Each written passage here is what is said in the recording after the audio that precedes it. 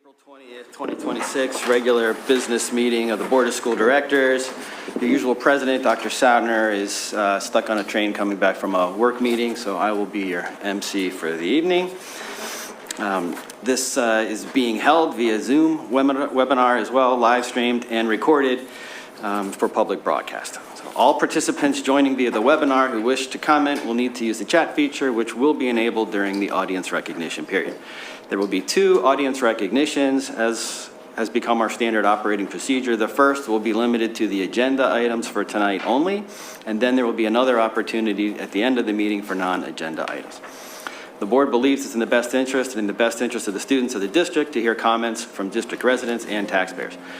Opportunity will be given later through the chat feature and also be read by Solicitor Roos. We strive to be respectful to all individuals making public comment, and we do not wish to limit any taxpayer or resident right to free expression while making their public comment during the comment period. All right, so we're going to start with Dr. Rinelli's superintendent update. Thank you. I know Cami just walked in, but I'm going to have her stand right back up and give the monthly ISC update. We appreciate that partnership. Hi, thank you. Thank you, Dr. Rinelli, and good evening to everyone. My name is Cami Pulsifer, and together with Robin Gowrie, we are the co-presidents of the ISC, or the Interschool Council. The ISC is the umbrella organization for the HSAs from each of the 11 schools in our district. And I'm here tonight to invite you to a few of our upcoming events. Please join us tomorrow morning for a roundtable discussion about technology and AI with our guests, LMSD Lead Technology Specialist Jen Goldberg, Kim Phillips, and Laura Huddlemeyer. Program will begin at 9:30, and you can attend either in person or on Zoom. In person, it's at the District Administration Building. And if you're coming in person, feel free to arrive at 9:15 for some coffee and donuts before the program starts. As with all of our programs, the roundtable will be recorded and posted on the ISC's YouTube channel. Additionally, we invite you to join us for our next parent education program, helping kids navigate differences through dialogue, with our guest, Dr. David Kruger, who's the Executive Director of the Dialogue Institute. And this will take place next Monday evening, April 27th at 7 p.m. This is a virtual program only, and pre-registration is required to receive a Zoom link. The ISC Parent Education Series is a monthly webinar series open to all LMSD parents and guardians interested in learning about trending topics from industry experts. If you'd like to view any of our past roundtable or parent ed programs, please check out our YouTube page, and please make sure to follow us on Instagram and Facebook for latest info. Lastly, we're hosting our annual administration luncheon on May 5th, where we'll be formally announcing the winners of this year's You Matter Award. We look forward to celebrating all the accomplishments of the past year and to expressing our sincere appreciation to the administration of LMSD for their continued partnership. Thank you very much. Thank you very much, Ms. Pulsifer. A few announcements before we get to a couple of presentations. Congratulations to the LMSD teams that are headed to the VEX Robotics World Championships in St. Louis after outstanding performances in state, regional, and national competitions. Representing our district will be a combined team from high school, National Society of Black Engineers Junior Chapter, and teams from Harriton, Welsh Valley, and Black Rock. Congratulations as well to Black Rock Middle School 7th grader Max Baxter, who led a team from the MCIU to the regional and national NTID math championships. The NTID National Math Competition is open to all deaf and hard of hearing middle school students who enjoy mathematics. In addition, the team championship, Max had the top individual score in the Northeast region. Yep, that's great. One more congratulatory shout out to the girls Liberty Girls Ice Hockey Team, which is comprised of players from both high schools. They won the 2026 Flyers Cup Championship. This is one of the premier championship in Eastern Pennsylvania high school ice hockey. And who knows? I guess I have to read this last statement. Maybe they'll be inspirational in the real Flyers in their playoff run. Finally, it's the National Public School Volunteer Week, and I want to thank all of the many parents, guardians, and community members who volunteer in our schools. Members of the HSA, the ISC, lunch and recess volunteers, volunteer translators and interpreters, and many more who help our school community thrive. Thank you very much. And now I'll turn the floor over to Vic Orlando for our proposed final budget presentation.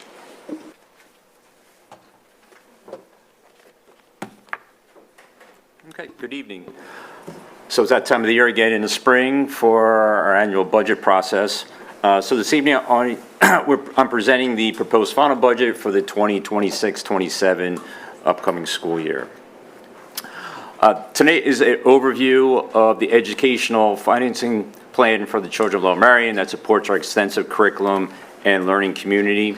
There are more detailed presentations that we've done the last few months that you can encourage people to get more information on the budget process.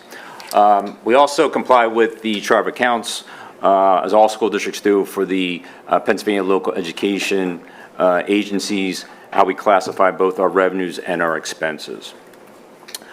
Here's the calendar. As I mentioned, we had 4 meetings so far.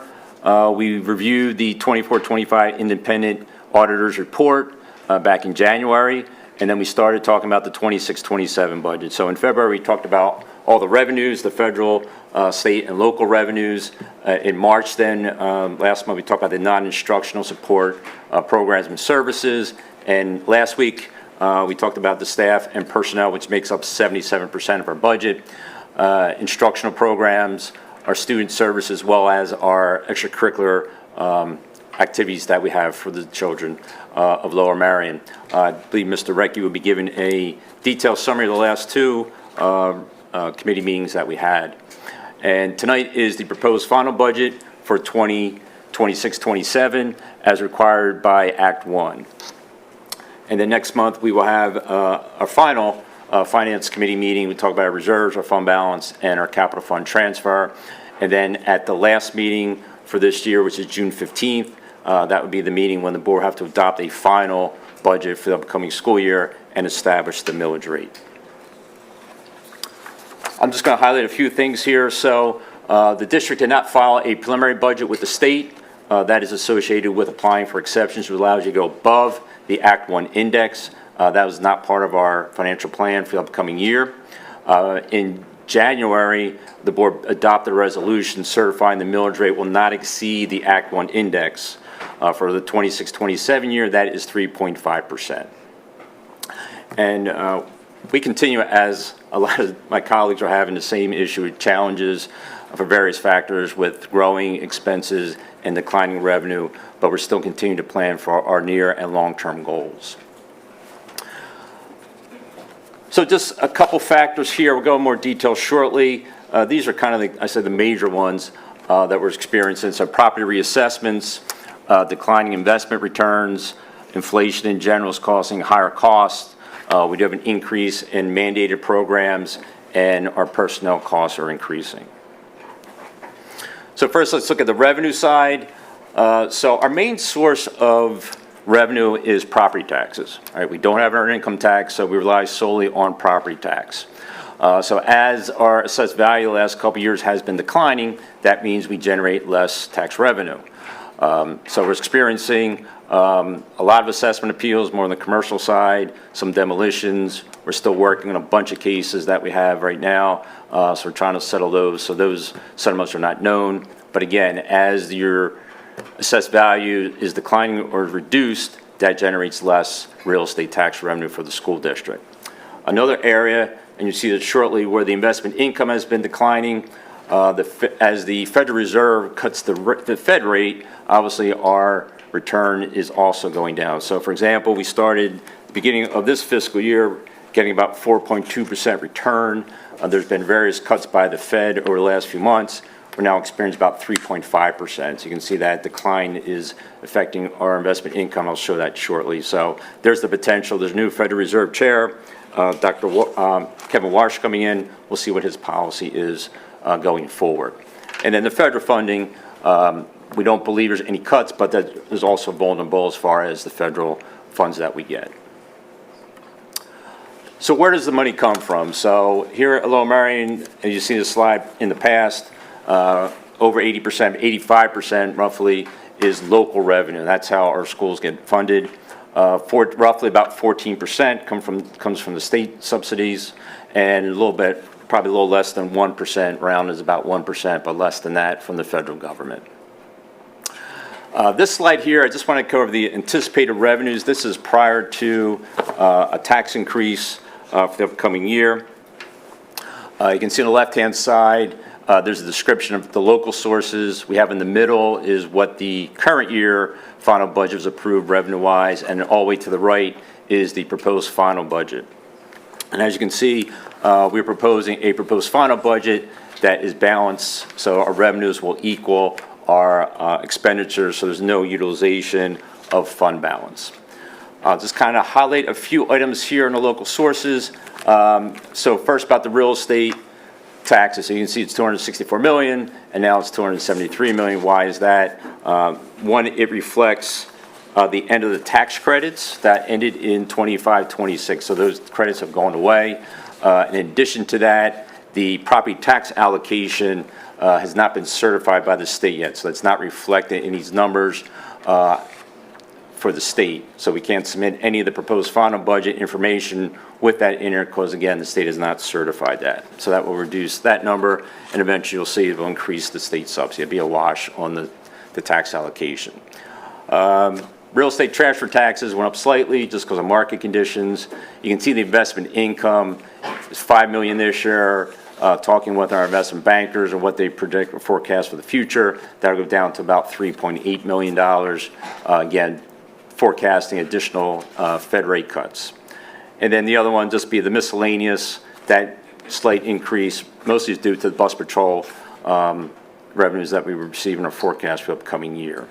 So the total local sources for the proposed final budget prior to a tax increase, $289,765,476. Turning now to the state sources, you can see on the left-hand side, slight increase proposed by the governor for the basic ed funding formula and the special education formula. Slight increases in the state share of Social Security and the state share of the retirement contributions. That's up slightly just because of increase in salaries. You can see that asterisk where we have there where it's a zero. The anticipation is from the state that the level of the fund will be the same amount of money. So we anticipate getting around that $6.2 million. Again, that will be reflected in the final budget, which will basically reduce our local sources and increase the state sources. And just one other thing on the miscellaneous, there's a decline about $400,000. That is due to the DCD funding that we received this year for the capital improvement fund. We did apply for that. The board approved, I think, a month or two ago, to apply, which we have. If we are awarded any funding, that will be reflected in the 27-28 year. So total state sources, $46,994,921. And then look at the Fed, basically is about the same. And then other financing sources, the $12.9 million, that reflects the Oakwell sale, which is still pending. We anticipate that will be settled before in this fiscal year, so that's why there's no monies in the upcoming budget. So total revenues prior to a tax increase, $338,721,397. Okay. So we're going to switch now to the expense side. So the expenses are classified in two ways, by function and by object. And if you look at the left-hand side, there's kind of a legend there where you can see the 1,000 instruction has all the different sub functions there. The 2,000, which is support, 3,000 operating of non-instructional services, and 5,000 other expenditures and financing uses. And you can see from the pie chart on the right, 58% of the budget is for instructional purposes, 31% for support services, 2% for operation of non-instructional services, and the remaining 9% for other expenditures and financing uses. So the total expenditures, $348,287,617. The other way that expenditures are classified is by object, and you can see on the left-hand side, it's object 100 through 900, and the big part is the personnel costs. You can see that little chart on the left that we did, 77% of the budget is for salaries and benefits. And as you know, education is a very labor-intense industry, therefore you can see a large amount of the expenses go towards that, and the 23% is the other items 300 through 900. You can see the breakout of all those different other objects. And I'll go into detail shortly on what those are. So what are the challenges on the expense side? I'm sure you're, as everybody's aware in your pocket, things are more expensive these days. Inflation's going up, so things are more expensive than they were in the past. Mandated programs, we're still seeing an increase in specialized services for under student services, as well as contracted transportation. And then personnel costs, those are increasing. We have over 1,700 employees. We do a collective bargaining agreement, so the appropriate living adjustments are in that contract. But the one thing we're seeing is on the benefits is the healthcare costs are increasing. We discussed this last week at our meeting, 18% increase in our healthcare costs for next year. We are self-insured, so basically what does that mean? It's claims. So now the more times people go to the doctors, employees, and their dependents, the more expensive it is, and our claims keep increasing. On the anticipated expenditures, so this is kind of taking those 100 objects and kind of breaking it now in dollars and cents. All right, so if you look all the way to the right-hand side, you can see salaries, about $161 million in salaries, benefits, about $107 million. Again, the bulk of that is really three main areas. One is our healthcare costs, which is both our medical and our RX costs, the amount of funds we have to contribute to the retirement fund, that is 33.59% by those eligible salaries, and also Social Security. There's other ones in there, workers' comp and dental, which are much less. And then the 300 object, it's up, down slightly, therefore purchase services, a lot of those are our IU services, any type of consultants that we use, and that would be anywhere from legal to our independent auditors, OPTP providers, physicians that we have, nursing services, any type of per diem contracted sub-service that we use for instructional program. On the 400, which is up slightly, up slightly from last year, a lot deals with utilities, which would be our water and sewer, any type of maintenance service agreements that we have, any type of repairs work that we have done would be our 400 object. The 500 object, which is up slightly, that is our tuition payments that we make to charter schools, our special education program, which is our both approved private schools, our out-of-district placements, our VOTEC for the Central Manco. Also includes our general insurance, would be our property, casualty, auto, et cetera, be included in that, and any type of contracted transportation, which we do for our special ed students, and as well as our extracurricular programs, athletics and clubs. The 600 object, again, is up slightly. A lot of it is due to energy, including that, which is electric, gas, our fuel, which is for our vehicles, so that has increased. Books and technology, mostly in our instructional programs, and as well as general supplies in the classroom, also our custodial and our maintenance supplies will be included in that. There's nothing really in the 700. We'll go to the 800. Most of that is due to our interest on our debt service, as well as our capital leases and our subscription-based information technology agreements. That interest is included in there, as well as dues and fees of different organizations or tournaments that we're in for the different clubs and athletics. And then under the 900, there is a decrease there. That is due to the Oakwell sale that is pending. Remember that $12.9 million is being transferred into our capital fund to address our capital needs. And most of that is principal of our debt service and our capital leases, as well as a transfer to our capital fund. So when we add those all up, it's $348,287,617. If you take the 338 number from that 348, we have a gap to balance the budget, so to speak, at $9,566,220. The value of a mill is $7,750,320. That equates to an increase of mills of 1.2343. When you add it to the current millage rate, our new rate would be 36.5017, which is the Act 1 index. I do want to note, you see the increase in the budgeted expenses as a negative 1.22. That is because of the Oakwell sale. If you take the Oakwell sale out of the 25-26 numbers, our expenses actually increased 2.5%.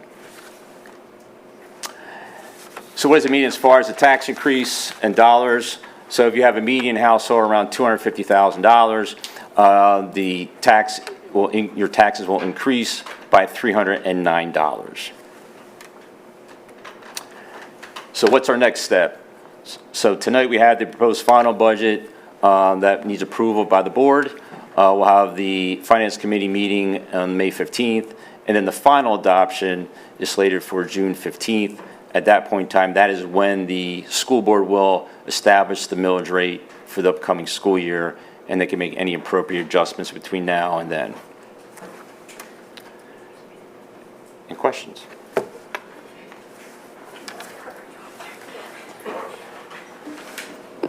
All right.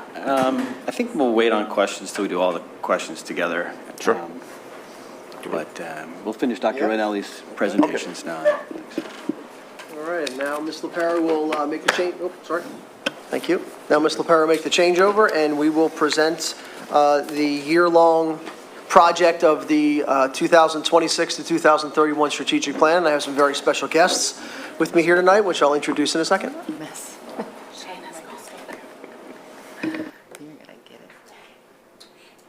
Hey, we got 2 months of this, though. There you go.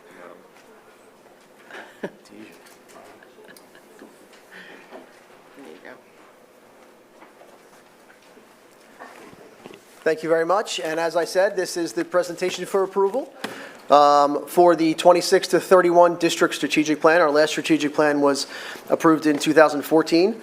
So this is a perfect time to really get into what our priorities are and the plan that we've developed with the community, staff, and student input. All right, so as I said, some very, very special guests. We had many students who participated in the strategic plan process, and it's really important that we keep our eyes exactly where they should be, and we put students first. So I thought it'd be nice to have them come represent us and the work that we did at those meetings. So Clara Cognetti from Harriton High School, you want to just wave? Yep.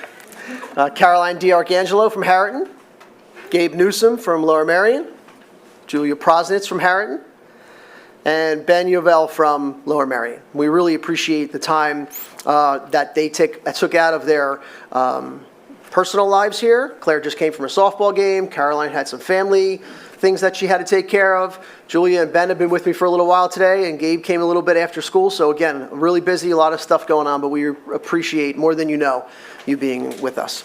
So the things that they present will be at the end what we request for approval. That's just that bottom line there on that slide.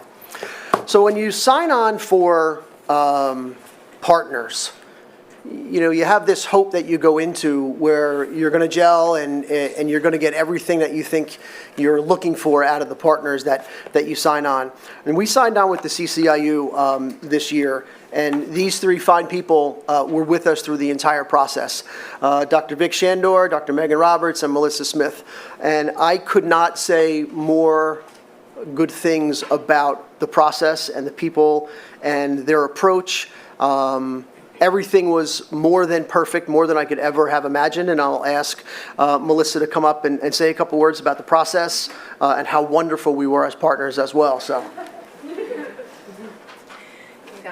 You got it.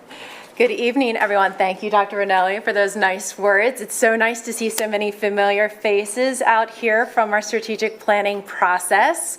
On behalf of Dr. Sandor and Dr. Roberts, we do want to thank you for the opportunity to have worked alongside you and your community. From the very, very beginning of this process, one of our key objectives was ensuring that this was an inclusive and transparent process, right? And a big piece of that is because we wanted a plan that really emerged from the voices of your community, right? Something that's truly genuine and built upon those that really are bringing information to the table.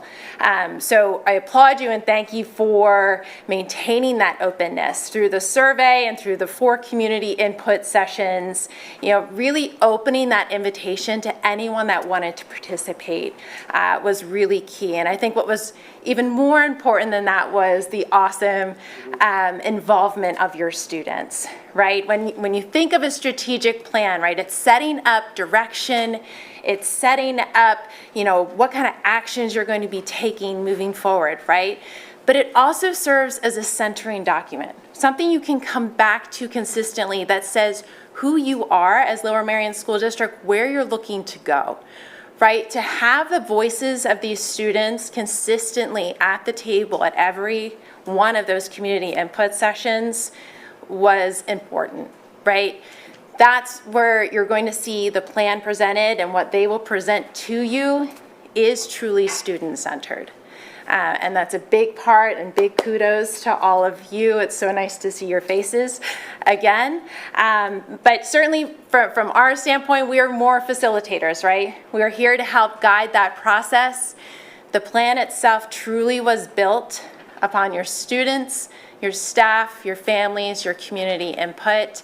And I just want to thank you for the opportunity just to say a few brief words about that and to be able to thank you for the opportunity to work and to be able to see it all kind of come full circle. So thank you very much.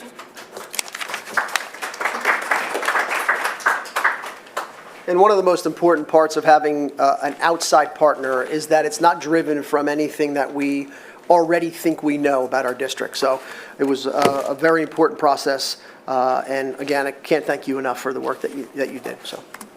Okay, so next few slides, I'll just go over the process, and this will all live on our website. There'll be a document like this, right? Right now it's 41 pages. I don't believe we need to go over it tonight. But it talks about a lot of the things that we did. There's appendices, there's information about the survey, all the different meetings, the participants, how they're broken down, and things like that, so it's important.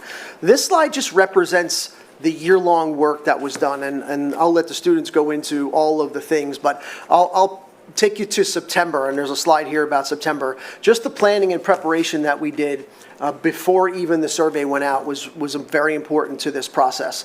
We worked with the CCIU, they came in, they talked to, let's see if I have that, oh, not yet, so that's the next slide. So this was the objectives, right? To reaffirm the mission and vision, to really look at the current ones, and do they continue to hit what our goals are for our kids. Identify community-aligned priorities and goals, ensure inclusive, transparent input, and where we stand tonight to deliver a strategic plan for the next 5 years. So this is the first really formal interaction that the CCIU came to our district to do. They met with the administrators and took us through a process of what the administrators thought were the most important parts of the vision, of the mission statement, of the core values that we think, right? We get locked in offices sometimes, and we are so streamlined in the things that we do. We have to remind ourselves and get into the schools and make sure that we understand the decisions that we make and how we present them are all about what the kids do. So here was the community survey. It was from October 6th to the 17th it was open. We had 1,846 total surveys submitted, and you can see there, if you add those numbers up, it's not 1846. About 13% of them categorized themselves in multiple categories. So if you add the numbers and the percents, they add up to 113%. So, but we thought that was a great number for people weighing in on the things that they thought were important to the district. All All right, so now the best part of the night, I'm sure, we'll be turning it over to the kids and hearing from them. Ben will take us through the meeting topics and the activities they took us through, and then he will present the mission and vision statements. Gabe will present strategic goal number 1, Claire number 2, Caroline number 3, and Julia number 4.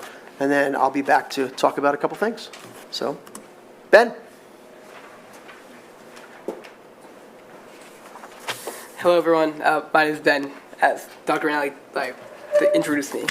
I'm just going to dive right into it. So our first meeting was on October 29th, and in that meeting, that was the first one, so we introduced the whole concept of a strategic plan, and we also focused on the mission, vision, and core values.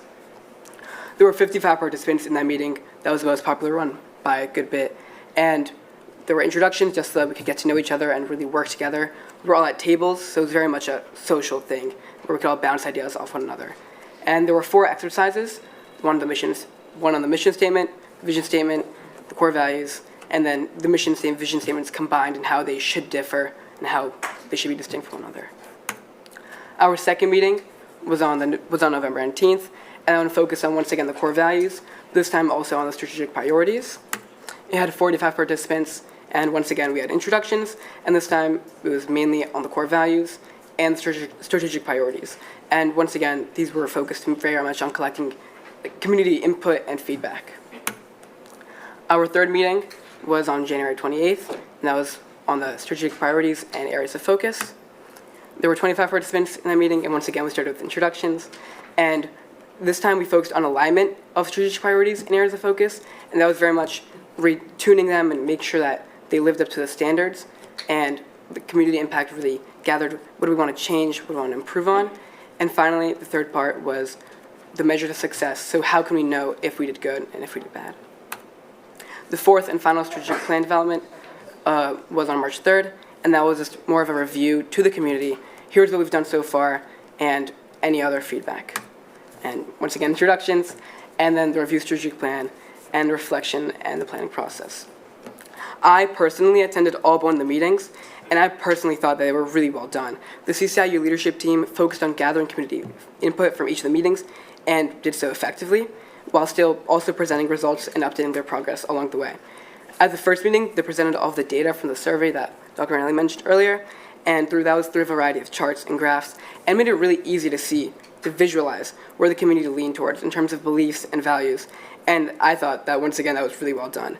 The rest of the meeting, and for the trends across the second and third meetings, were centered around gathering community feedback through both digital and physical methods. For example, on the first meeting, we used a program where we each submitted 3 to 5 words that were what we believed in, our values, and then we ended up presenting them on the big screen with the most important words, with the most common words being the biggest, and therefore showing us what was most important to us as a community. In addition, we drew on big sticky notes, and then we presented them and went through them kind of like a gallery walk, and we could agree and sign and check so what we like, so what we don't like, and really bounce off each other's ideas as a community. Now for our mission statement. So this is the new draft that we are going to vote on. It reads as follows. The Lower Merion School District cultivates social and academic excellence and fosters well-being in all students by encouraging creativity, critical thinking, and kindness, preparing students to be contributing citizens and lifelong learners in a rapidly changing world. So before, our mission and vision statements weren't really distinct. They repeated themselves in many ways, and they kind of had a lot of overlap. And as you'll see in the vision statement as well, they were much more distinct, and they're much shorter. Before, they were each a paragraph long, 4 sentences. They had a lot of fluff and excess terms, and now they're much more concise and clear. Our mission statement focuses on the present and what LMSD does and needs to do every day, and it explains the purpose and main belief of the district, and I think that this mission statement does that very well and gets right to the point. The vision statement outlines the long-term goals, and the new one that you guys are going to vote on states, together, we will create a learning community where academic excellence, inclusive values, and innovative thinking converge to develop students of strong character who are equipped to thrive and make a positive impact in a rapidly evolving world. Once again, just like the mission statement, this one was much longer before, and now it's clear and more concise. The vision statement focuses on the district's future and outlines long-term goals. It explains the district that LMC wants to be. And once again, I think this is a much better job than the previous statement and really gets down to what's important and gets rid of all the unnecessary terms. And I'm now going to pass it on to Gabe Newsome to present our first strategic goal.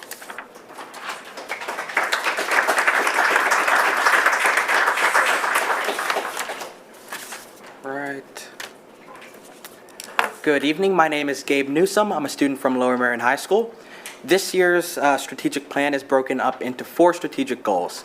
Goal number 1 is academic excellence, excellence and growth, which means to advance academic excellence by cultivating inclusive, relevant, and rigorous learning experiences that deepen understanding, build transferable future-ready skills, and ensure meaningful growth for every student. Likewise, our strategic goal number 1 is broken up into 4 objectives. Objective number 1 is to innovate and align curriculum for future-ready learning. As a member of our high school student council cabinet, I know firsthand what having skills such as creativity and collaboration go into preparing a lot of the events that we have at our school, which is something that would absolutely want to be included in curriculum. For example, this year I'm helping plan our school's Lip Dub, which is an event that happens every 2 years where students throughout the building come together to put on a performance of lip syncing, a mashup of about 11 songs this year. Collaboration goes into this because we are responsible for collaborating with our schools over 80 clubs and organizations, placing them throughout the route and selecting members who will participate in the Lip Dub. And for Future Ready Learning, which is centered around making sure that our learning is adaptable in a society that is so technology focused and how it is ever changing, I have the opportunity to be in our school's dual enrollment program, where we learn a lot about the different business principles and how we can use those and how they are applicable for future scenarios. Goal number 2 is to measure, communicate, and act on student growth beyond proficiency.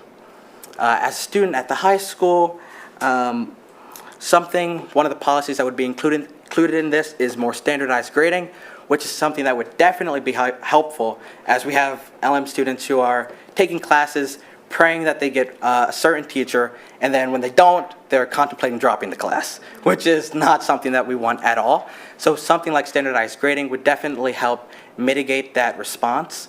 And then strategic goal, or objective number 3, which is to close achievement gaps through access to high-quality instruction and early support. Earlier this year, I had the opportunity to be on one of our CARE committees, which stands for Committee on Addressing Race in Education, where we had a panel of students, of specifically African-American students, and they talked about their experiences throughout the school district and how certain aspects of that have affected them. One of the things in this, which is equitable access to rigorous coursework, was something else that was highly emphasized in this. They talk specifically about how certain teachers may have implicit biases when selecting students for more rigorous coursework. So having something that would ensure this would definitely help mitigate that. Earlier last week, actually, I also attended our district's annual SAGE conference. That stands for Student Activists for Greater Equity, and it's one of our high school's largest organizations. Every year they host annually a conference that is meant to inform students about opportunities and basically the community around them and other social issues that are occurring throughout the district and globally. This year's theme was Think Global, Global, Act Local. At the SAGE conference, I had the opportunity to attend a session that was focused on addressing achievement gaps. Something that the district does really well is quantifying these achievement gaps, and after them being presented to us, we learned a lot about the stark disparities that can be, that are sort of entrenched in our system between socioeconomic status and across different races. Something that would address this is that I see occurring in our building, but hasn't always been there, is our school's Learning Center, which happens at the back of the school's library, where there's a teacher basically in every single subject at some set throughout the day where students can come in if they have like a free or something like that, or study hall, and they can get help directly then and there from a teacher who's an expert in that topic. Also at our school, we have National Honor Society tutors, which can also be provided, so you have a more one-on-one experience. But yeah, and then objective number 4, which is to strengthen and support student pathways beyond graduation. Every year at our school, we host a career symposium, and as I've gone throughout my journey in Lower Merion, now in 11th grade, I've seen the amount of professionals who we have come has varied and has become very diverse. We have everyone ranging from barbery to electricians and medical professionals, which definitely helps students learn more about possible pathways aside from just college or something else. Along with that, we have our central Modco, which is our school's technical high school. But now I will be passing it off to Claire to come talk about strategic goal number 2. Thank you.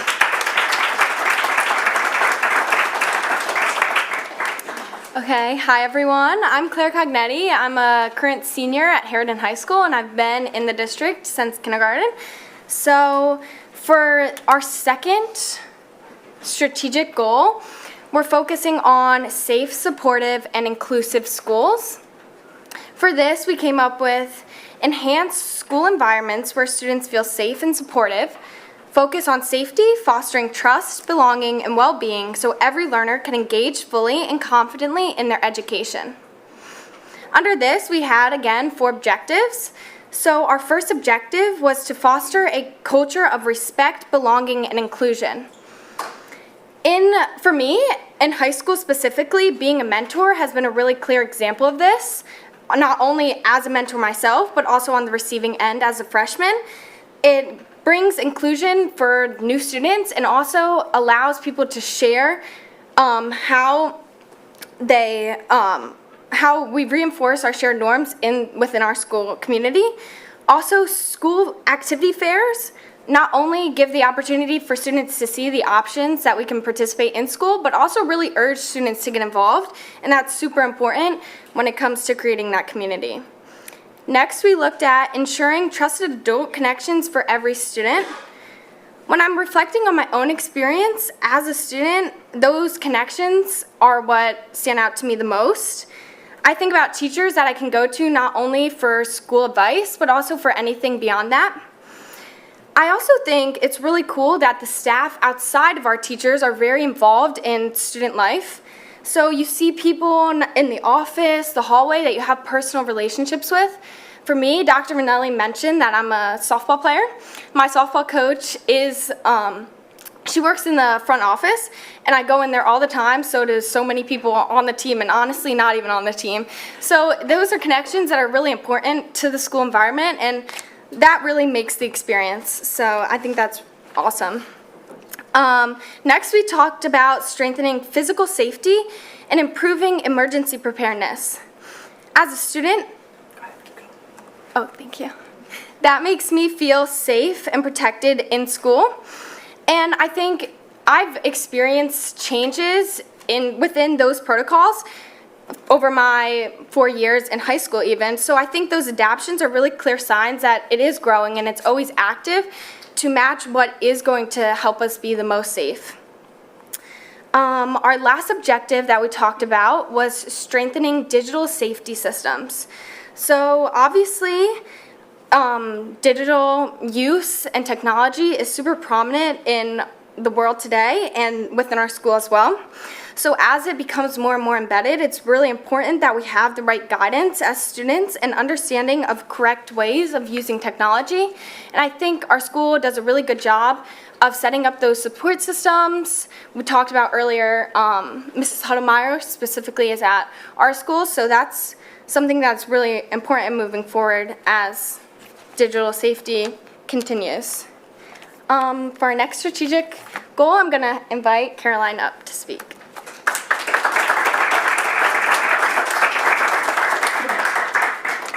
Hi, my name is Caroline D'Arcangelo, and I'm also a senior at Harriton High School, and I'm going to be explaining our strategic goal number 3, which was engagement and connected community.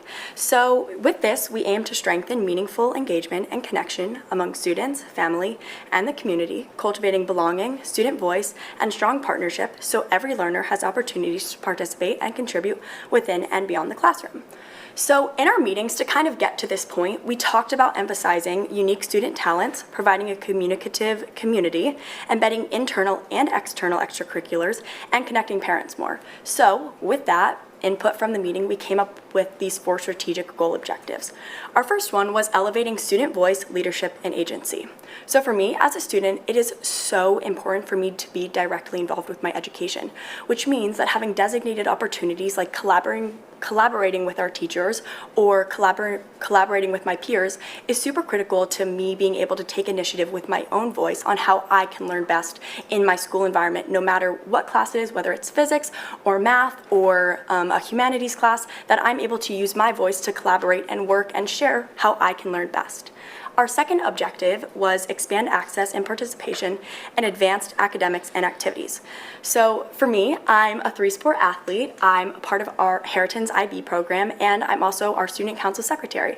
So I'm super fortunate to be involved in both academic rigorous programs that Harriton provides, but also to be involved in our extracurriculars and some in-school activities. So with that though, all those extracurriculars and academic opportunities really help me to become a more well-rounded person. And so I think that as a school district, we really should prioritize proactively involving all students, no matter their athletic, academic, or financial situation, because being a part of something bigger than yourself is truly so critical to becoming a better and just more well-rounded and balanced person. So our third objective is strengthen family and community partnership through clear two-way thank you for clear two-way communication. And so, I mean, I know this might be controversial, but the first thing that came to mind for me was Power School. And I think that although sometimes our parents get on us about Power School and having access to that, it's a super great app and, direct form of communication where our parents, us as students, and our teachers are all able to collaborate and be able to see what we're doing and how we are learning, and not only just see what letter grade we have or what percentage we have in the class, but what our assignments are entailing. They can leave descriptions and can really teachers can really show our parents the deep-rooted things that we are learning and how us as students are doing that. I think sometimes some other events in school activities or academic opportunities are sometimes brushed under the rug because we don't have a direct platform to communicate with our parents about,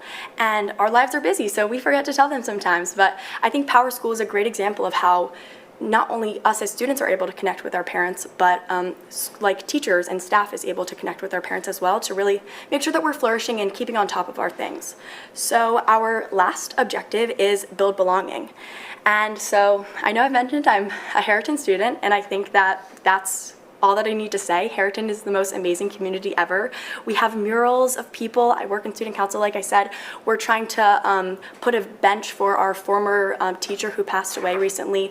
And it is just, as soon as I step into school, I feel just immediate welcomeness. And not only does that help me to want to go to school every day and be excited about where I'm learning, it makes me want to learn because we have such an uplifting community and a place where I can be able to flourish. And so I think that it's so important that we facilitate a culture like that that really does not only let us feel included, but also motivates us to be the best versions of ourselves personally and academically. So that's what I have for strategic goal number 3. I'm gonna invite Julia up to talk about the 4th one. So thank you.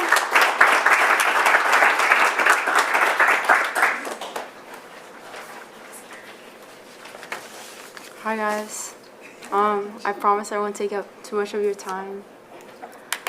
So, the 4th strategic goal entails or surrounds talent development and retention, which means to optimize a talented, dedicated workforce by cultivating a positive, supportive culture, strengthening professional growth and leadership pathways, and building shared ownership and accountability in service of every student.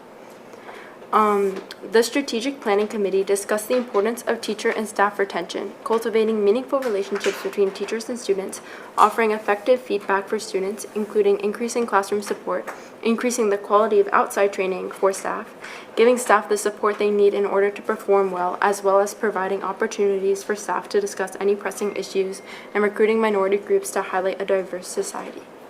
Now, the committee created a list of 4 strategic goal objectives, summing up the meetings into concise yet clear points. The first point is to cultivate a positive, supportive, and accountable work culture. One example of this is creating professional trust and autonomy through having support systems for teachers to get the help they need in order for them to be able to support the students to their best ability. I have received the results from professional development through all of my IB teachers. I'm also like an IB student who have gone through the trainings in order to successfully teach the curriculum to my classmates. The second objective is to recruit and retain a diverse, high-quality workforce. An example of this is through keeping a reliable staff that students can build meaningful relationships with, as well as investing in retention through cultivating high-quality professional development through outside training. And an example in my personal life is with my English teacher, because not only is she my teacher, but she's also my extended essay supervisor, enabling me to foster a strong and meaningful relationship with her through important and insightful discussions. The third objective is invest in meaningful professional learning and leadership pathways. And an example of this is immersing professional learning into teachers' daily workdays through co-planning, coaching, and feedback so they can immediately apply new strategies, leading to more effective instruction and improved student outcomes and understanding. An example in my life is when teachers see what works and what doesn't in the classroom and adjusting and adapting to how students best learn. And the fourth objective is to strengthen recognition, feedback, and staff voice in decision-making. And an example of this is through providing students the opportunity to give feedback and share personal and meaningful experiences in order to implement student-voiced activities, as well as providing staff input through meetings with teachers and surveys. And an example of this is through all of the surveys that the district sends out that prove how much attention they pay to student opinions. For instance, the surveys on how the effects of the change in school start times enable me to share the beneficial change they've had on my life. Thank you.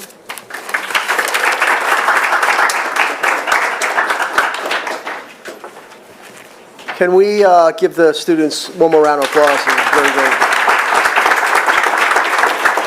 And if any one of you want to take my badge and my keys, the seat's empty right there. I'd be happy to, again, we really need to keep in mind that that's what it's all about. If you hear the things that our students are involved in, we have a wonderful district. And it's really, really important to keep our eyes on giving the students as many opportunities as we can, both academically, extracurricularly, and socially, to make sure they're really ready for the next step. And I got to tell you, the two, Caroline and Claire, are seniors. Wish you all the luck in the world in your exams and your projects and things like that. And the other 3 are juniors, so we're lucky enough to have them for another year. So, okay, so what's next? Right? What's next in the process? How will these be communicated? Things like that. So we present these for approval tonight. If the board successfully approves these goals, like I said, they will live on our website. So that's only one way we will communicate them. We'll communicate them to the public. Ms. Buckman and I will work on really a nice advertising campaign that this is where our work led to and what the district and the community thought was really important. I really want to stress that as these goals may seem general, we will anchor everything that we do for the next 5 years to these goals. Okay? Who will drive this work for the next 5-year period? Everyone, right? From principals, teachers, central administrators, cafeteria workers, bus drivers. If you read a lot of these, they're about culture and how people feel and offering opportunity and making sure they have a trusted adult.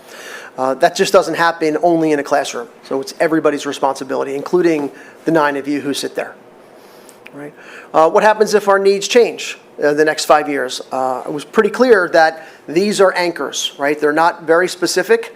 I said this back in probably a year ago when I started. I just passed the year anniversary. So we could possibly write the topics of these goals 30 years ago, right? Academic achievement, engagement, safety, and a good teaching staff. And we could write the same themes of goals 30 years from now, because those things don't change. Our staff is the most valuable resource that we have. Them being available for our kids is the most important thing that we have. Them making our kids feel safe, the most important thing that they can do, so they can learn. So if the next 5 years our things change, we can pivot to where everything that we need to do can tie back to these goals. Right? And most important question for me is, how can we make sure these goals reach our students? We could sit around tables like this and talk about problems that the kids might be faced with, or roadblocks in education, and never come up with a product that reaches the kids. Right? So this next slide really indicates how they reach the students. Right? So the strategic plan goals, if approved, will be for a 5-year period. The district goals will be an every year period, and they will be approved in June. So I will present them to the Board of Education, just like I'm doing now. And they will be much more specific on what the district needs at that point in time, as will the school goals that will be approved by me, not the board, in August. So every school will have a variation of school goals that are tied to the district goals and the strategic plan. And the board will develop their own goals every year. So that's how I make sure, as the educational leader, all the work that we put in and all the pointed and targeted emphasis that we have for our community reaches these kids so they can benefit from everything that we have. So again, please, one more round of applause for our student ambassadors. And as soon as we're done, you guys could go. You don't have to wait around for everything else. And another round of applause for the CCIU. But none of this would be possible, I mentioned the students over and over and over again, but none of it would be possible unless we had everybody participating. Our community, staff, administrators, the Board of School Directors. We really appreciate all of the work and all of the dedication that you put in, not only to this process, but every day you wake up and think about, what could I do better for kids that day? Thank you.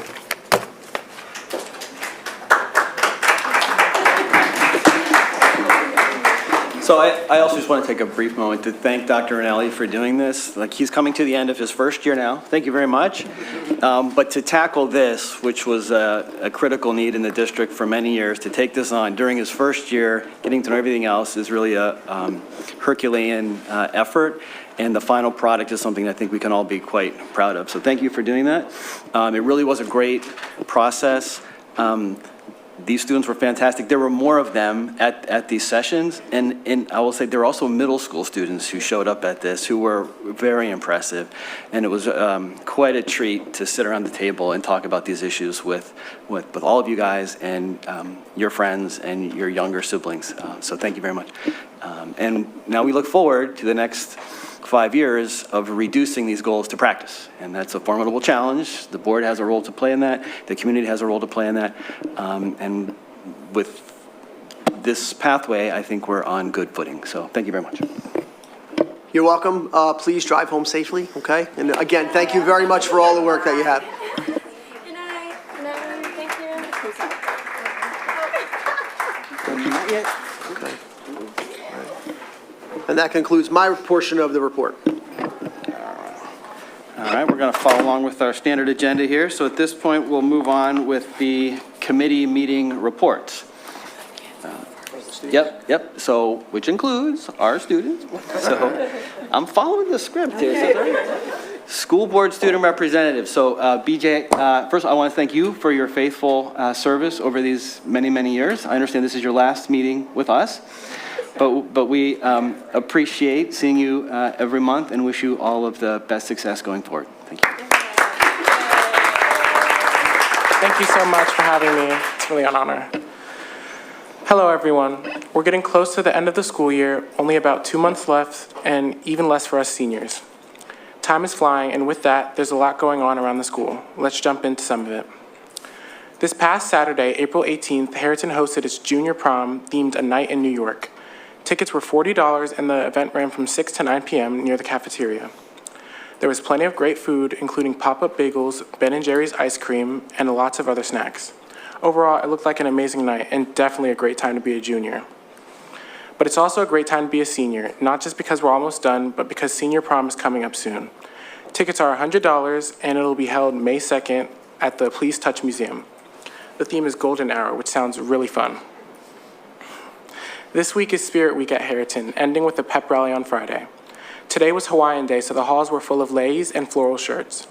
The rest of the week looks just as fun, with the themes being funny t-shirts on Tuesday, Pajama Day on Wednesday, USA Day on Thursday, and a Red Out on Friday. At the pep rally, we'll also be recognizing our spring sports teams and celebrating their hard work this season. Speaking of hard work, congratulations to the Harriton and Lower Merion combined girls ice hockey team for winning the state championship, an incredible accomplishment. Looking ahead, our track and field team will be competing in the 130th Penn Relays meet this week at the Franklin Field at UPenn. The girls compete on Thursday, April 23rd, followed by the boys on April 24th. We also have a busy week for a lot of other sports teams. Here are some of the games coming up. Both our girls and boys lacrosse teams take on Penncrest tomorrow, with the girls playing at home and the boys going away to Penncrest. Boys tennis has a home match on Wednesday against Conestoga, and the boys varsity baseball will also be at home that day facing Garnet Valley. Be sure to come out and support and wish all of our teams the best of luck. AP and IB exams are coming up in early May, right after the seniors leave. A lot of students are already studying hard to get ready. I know I am, so good luck to everyone preparing. On May 7th, the Harriton Choir will be performing their spring concert in the auditorium. They've been working really hard since their winter concert, and it's going to be a great show. Definitely come out and support them. The NSB Club has also has some exciting news. At their annual competition, Harriton's NSB VEX Robotics team placed first for the first time in forever in their competitions. Because of that, they've qualified for the VEX World Championship in St. Louis, Missouri, happening from April 21st to April 30th, and they've already left. That's a huge achievement. Congrats to them and good luck.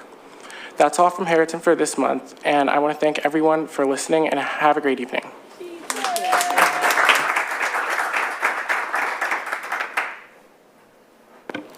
Good evening. Yes, it's me again.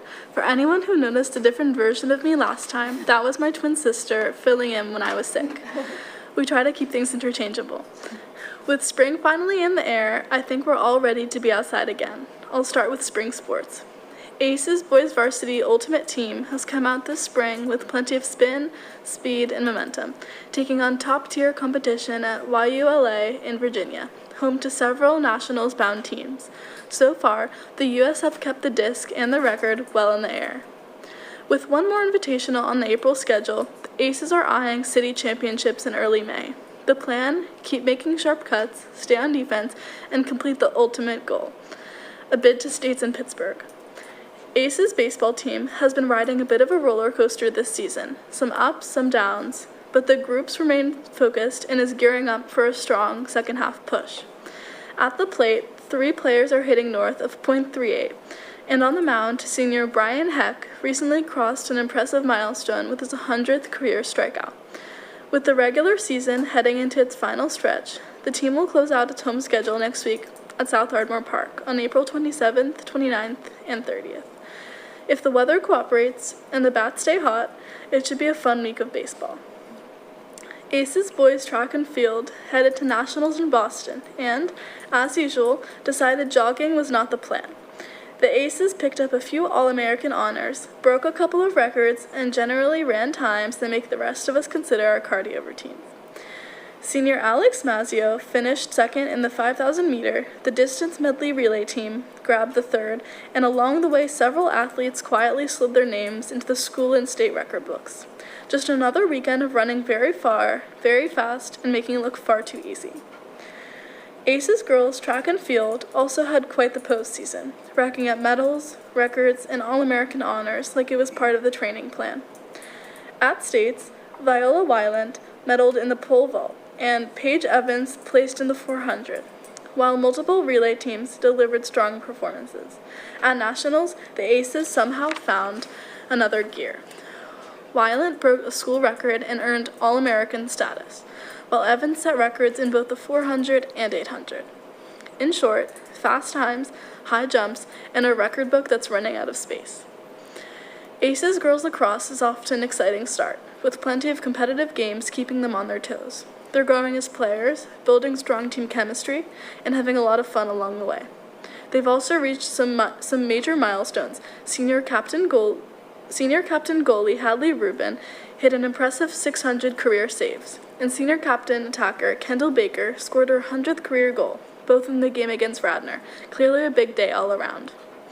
From scoring points to making points, March Madness came to Mr. Henneberry's classroom, where students faced off in a tournament-style challenge for Women's History Month. They researched reformers, muckrakers, and labor leaders who spent the late Gilded Age and Progressive Era doing what they did best, challenging the status quo and making plenty of noise along the way. Students presented their works through podcasts, posters, and some very committed haikus. The final round raised the stakes with dances, skits, and rap battles, proving that history class can be unexpectedly competitive and occasionally theatrical. And if there were any doubt that reading could be a team sport, students from Harriton and LM put that to rest, bringing home top honors at the Montgomery County Reading Olympics. After a year of working through a wide range of books and building some impressive literary stamina, teams put their knowledge to the test in a fast-paced, trivia-style competition. LM's Smart Cookies and Harriton's Reading Rams clearly read the room, earning blue ribbons, the highest distinction awarded. And while some students were turning pages, others were turning gears, bringing the future to life, quite literally. LMSD's National Society of Black Engineers team went to the annual convention in Baltimore and took home the VEX V5 Robotics Tournament Championship, the Skills Award, and the Excellence Award. Their performance earned them a spot at the World Championships later this month. Congratulations to them. Clearly, everything is running exactly as programmed. That same spirit of innovation carried into this year's Code LM competition. More than 100 students from a dozen high schools gathered at Flux Space in Norristown to tackle complex programming challenges under pressure. There was teamwork, problem solving, and at least a few moments of, "It worked 5 minutes ago." Victorian London's most famous detective arrives at LM with a mystery full of twists, turns, and just enough trouble to keep things interesting. Miss Sherlock Holmes, along with her ever-patient partner, Dr. Dorothy Watson, is on the case, whether the case likes it or not. LM players present their show, Miss Holmes, at the LM Auditorium, April 23rd through the 25th at 7 p.m. or April 26th at 1 p.m. for a thrilling and dramatic adventure. Prom season has officially arrived, bringing it with the most important decisions of the year. Outfits, photo angles, and whether dancing is best attempted solo or with the group. Junior prom takes place on May 2nd, followed by senior prom on May 16th. All in all, whether on the field, in the classroom, behind a computer, or on stage, our students continue to show an impressive ability to compete, create, and collaborate, making it all look far easier than it really is. With finals approaching, we wish everyone the best. Here's hoping my twin sister and I both make it out the other side in time to present next month.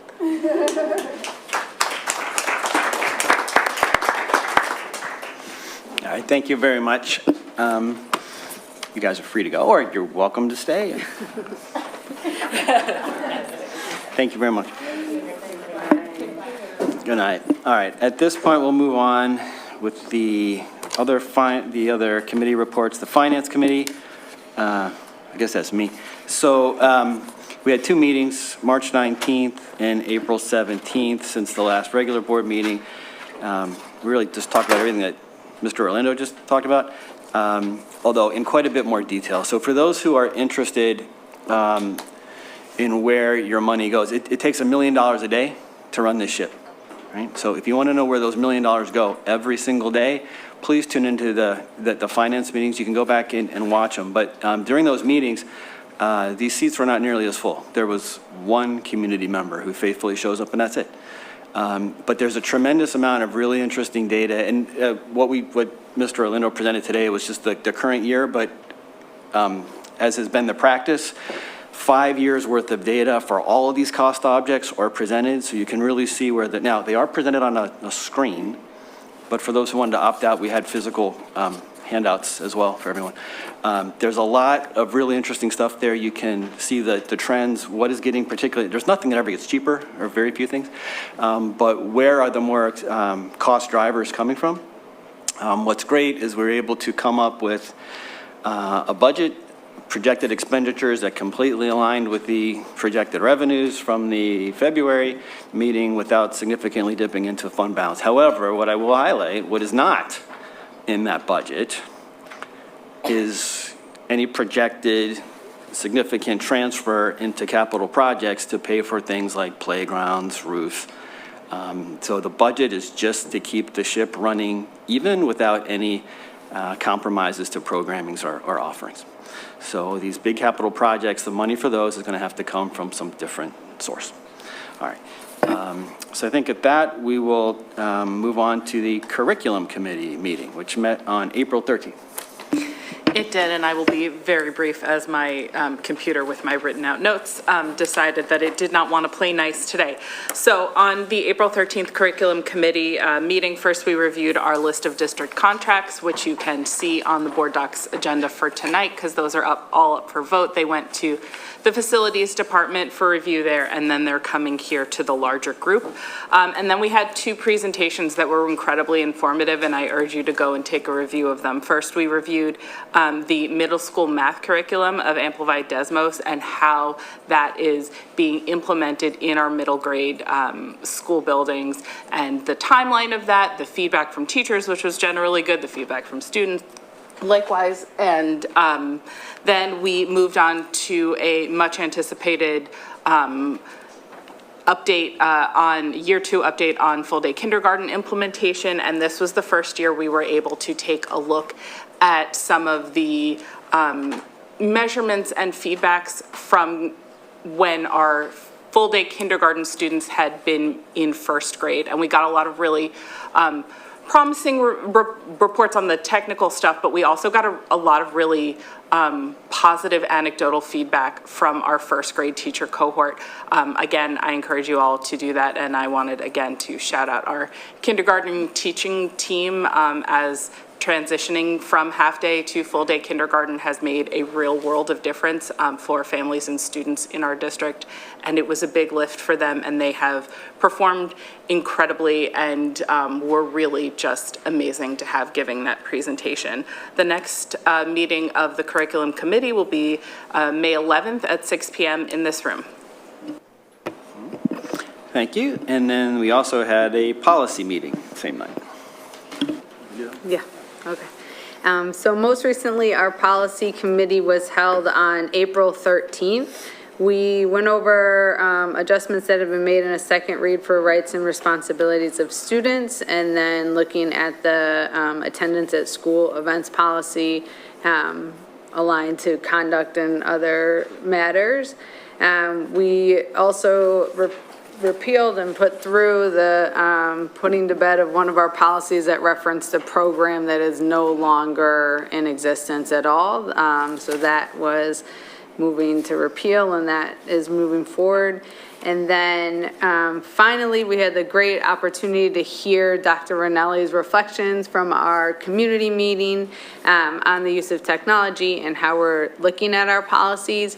We have about 8 policies or so that reference technology and or usage of devices, and so we just had a great conversation and starting to look at some of the nuances of those.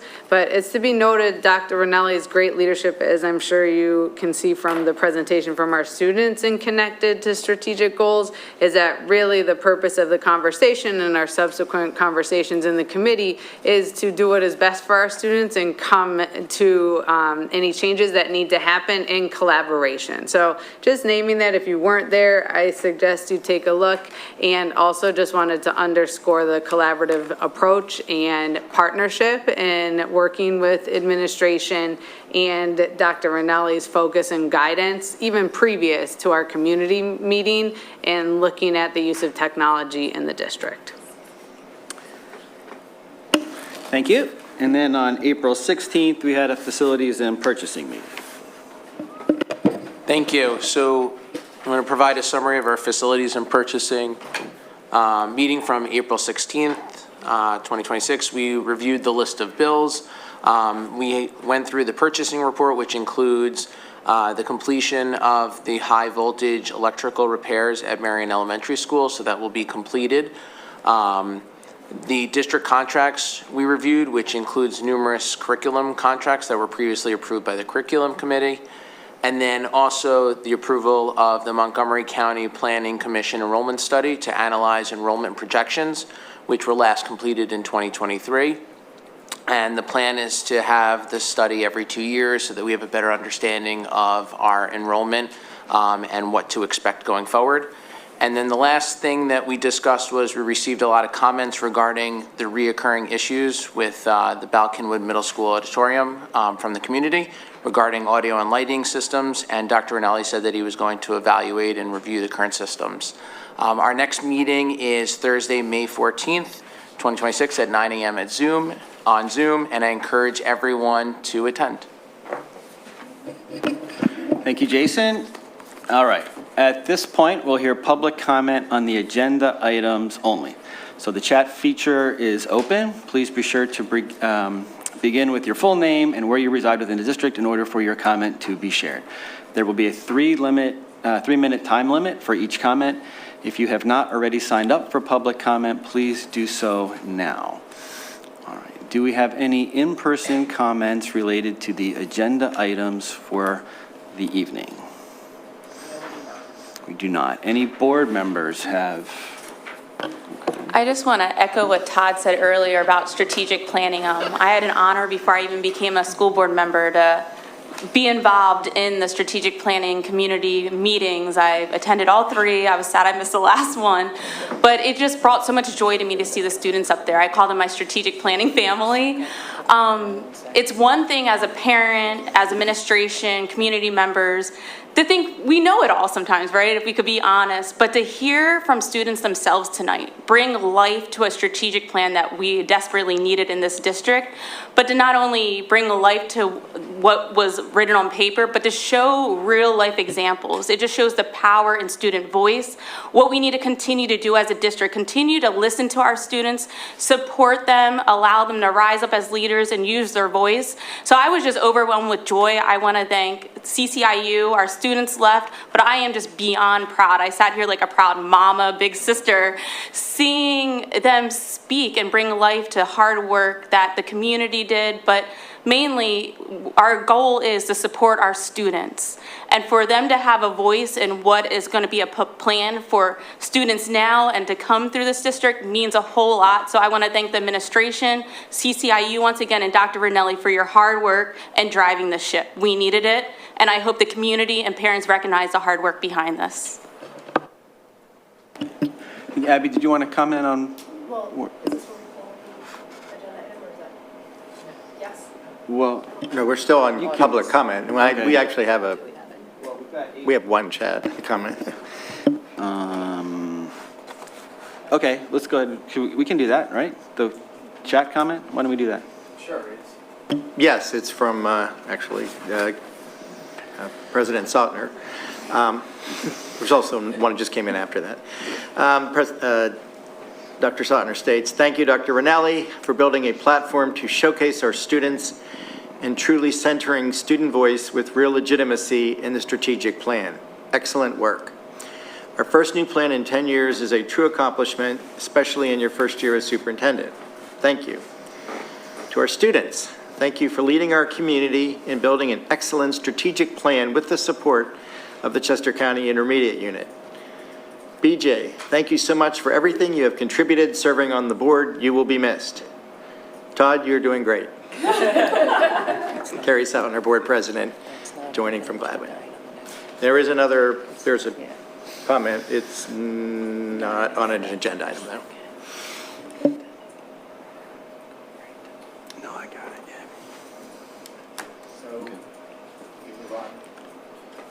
Okay. All right. So at this, we can do it then. Yeah. Okay. All right. So at this point, we'll move forward with the agenda. Are there any motions related to the agenda? So I think Abby has one thing she wants to clarify. I'd like to just pull or clarify the MCIU piece with regard please. to. Okay. So I have resigned from my volunteer position on the MCIU, and I just wanted to put a little statement out as to why.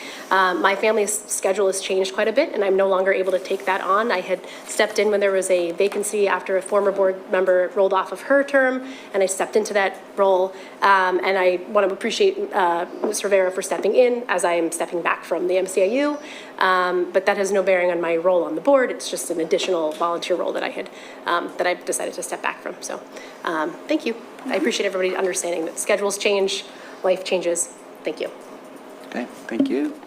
All right, so at this point then, do we have a motion to approve all the items on tonight's agenda via consent? So moved. Okay, second? Second. Okay, thanks. All right. Any discussion? All in favor? Aye. Opposed? Abstentions? Abstain. Okay. Motion passes. All right. There's no financial conflict of interest, correct? Yeah. No, there's, all right. So at this point, we will now hear public comment on non-agenda items. The chat feature is again open. Please, again, use your full name and where you reside in the district in order for your comment to be shared. We will apply the same 3-minute time limit. All right. So do we have comments from Yes, we do. non-agenda? Yair Lev, then Sierra Robinson, Penn Prusky, and then Jane Prusky. May I ask the kids, there's a few children here who would like to speak. May they go first? Yes. Because some of them are very young. Signed up, Jane Prusky. That's fine. Let's do that. Thank you.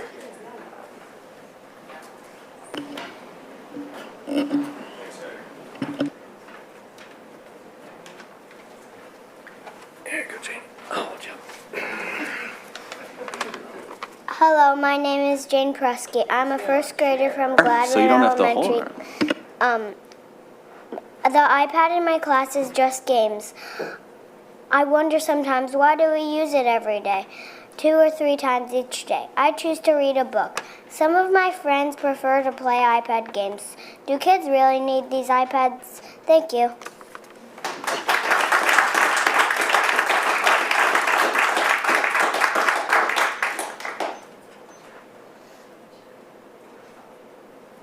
Are there any other students? Okay.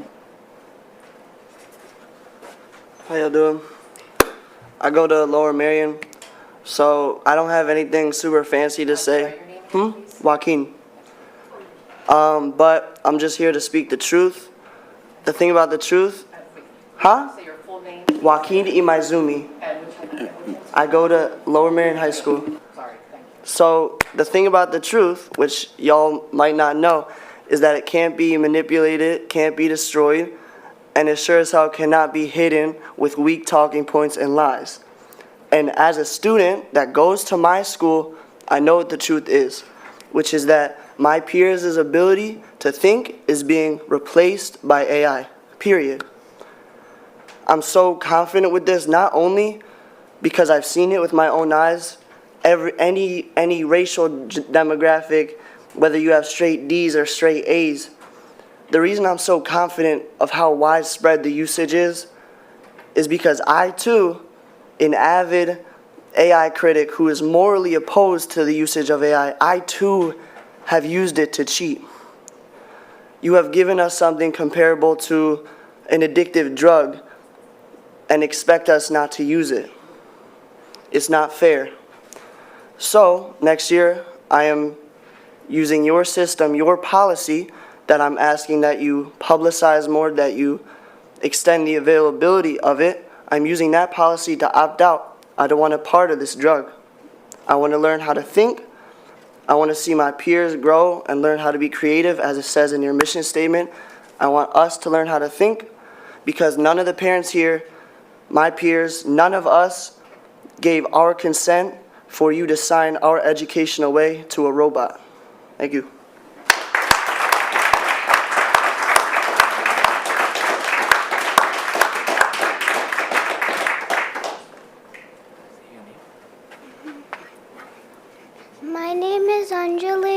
Station. I'm in second grade At Kenwood.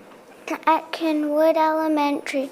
And I don't think that Chromebooks are needed because, well, Dreambox, we never really learn anything. And many people in my class are learning the math to just get the tokens, so on Fridays we can do arcade. And on Raz Kids, why do we have to read on a screen? Why can't we read regular books? So we don't need Chromebooks. We can do it on pencil and paper, and in Raz Kids case, books.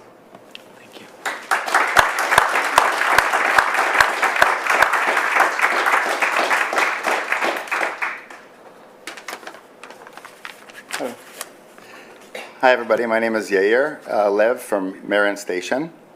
Because of the fact that I work with technology, I've been increasingly aware of how screens, AI, and constant digital exposure are affecting people's cognitive abilities nonstop. So as a parent of 2 young kids, I began looking into this much more deeply over the course of the last year. And what I found was so alarming and concerning, and that is the fuel behind my activism regarding one-to-one personalized devices, school-issue devices. You have heard from the kids here, in the news, NBC, National, New York Times, every day, the petition that I submitted to you of 430 parents from LMSD who demand to opt out next year. Why? Because they know the truth. You've seen it in webinars. You've heard it from families and teachers, multiples. The growing concerns of distraction, loss of focus, cyberbullying, inappropriate content like Epstein Island that so many of our kids are watching and playing, cheating with GPT like Joaquin said and other tools, the loss of writing by hand. But the daily reality is even worse. Children are playing games non-stop, switching tabs when the teachers are moving away, watching YouTubes, messaging each other, bringing these habits onto the bus and into home. I've spoken with multiple teachers who told me that the kids the next morning are coming with red eyes and exhausted and falling asleep, and they say that it's because they can play computer games on your issue devices, on the one-to-one Chromebooks. So what is also coming really, really clear nationally and internationally is that it's not only behavior. It's a brain development problem. This was captured beautifully in the recent 60 Minutes Australia segment. Scientists are increasingly warning that excessive screens can not only cause and affect attention and memory and learning, but damage brain, harm brain development of children. And these changes are being seen in research, brain imaging, such as functional MRI, which is a tool that I use. Many of the scientists are now using the term digital dementia. This is what we're giving to our children. This is what we have to battle. Policy 137D clearly states that if a family decides to opt out from one-to-one devices, the principal will create an alternative equivalent educational program. I've heard people in leadership suggest that it's no longer relevant, but I would say the opposite. With the growing national movement, growing body of data, the policy is amazing. It's not outdated, it's visionary, and the district should adopt it and be the leading in the country, especially because we care so much about equity and achievement gap, because this is the worst in regards to the one-to-one devices. Because of all of this, starting from this coming school year, we will be raising our kids in this beautiful public school district without one-to-one personalized school devices. We will be opting out. Pencils over pixels.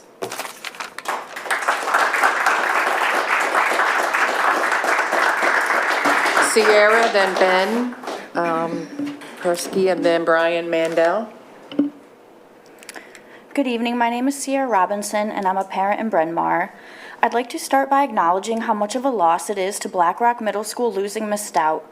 I know I speak for so many when I say she is a vital pillar that upholds the inclusive and progressive culture of Black Rock. My hope is that her replacement embodies her educational values and the loving relationship she fosters with all of our children. I know Dr. Mobley embodies this as well. While I don't know if she's up for the position, I'd sure love to throw my support behind her. She embodies the Black Rock energy and culture our children need. On the topic of educational values and forging loving and inclusive relationships, I'd like to address the Facebook post LMSD shared celebrating Arab American History Month. As many of you know, this post garnered racist and Islamophobic comments from adult community members. The district deleted the post and reposted it with comments turned off. Our Arab community members and their children saw the initial comments as they were shared around the community. While I appreciate the district not leaving the comments for viewing, simply deleting and resharing the post with comments off doesn't address the issue at hand. While the adults in the community are not the responsibility of LMSD, properly educating our children on the dangers of Islamophobia and bigotry is. I'd like to share a statement made by an Arab parent in our community. I will not sit here and try to prove that I deserve to exist. I will not list my contributions, my work, or my place in this community to justify my humanity. That should never be a requirement for anyone. We were genuinely excited to see LMSD recognize Arab American heritage, then to read comments filled with hostility. It reduces us from neighbors, parents, and children to something to be feared. My existence is not a threat. Dehumanization has consequences. History has shown that again and again. What is most painful is not just the hatred itself, but the silence around it, the willingness to let it exist, to normalize it, to excuse it. We are human beings. As I've previously stated before this board, the district sets the tone in our schools and community. We must center and celebrate our most marginalized community members and ensure they know our schools are a safe and inclusive space in practice. I'd like to hear more concrete ways the district intends to implement strategic goal number 2, safe, supportive, and inclusive schools. The district cannot continue silencing itself, thereby excusing and normalizing the Islamophobia and anti-Arab bigotry within the district. Lower Merion is a beautifully diverse community, and we must ensure everyone is celebrated and safe.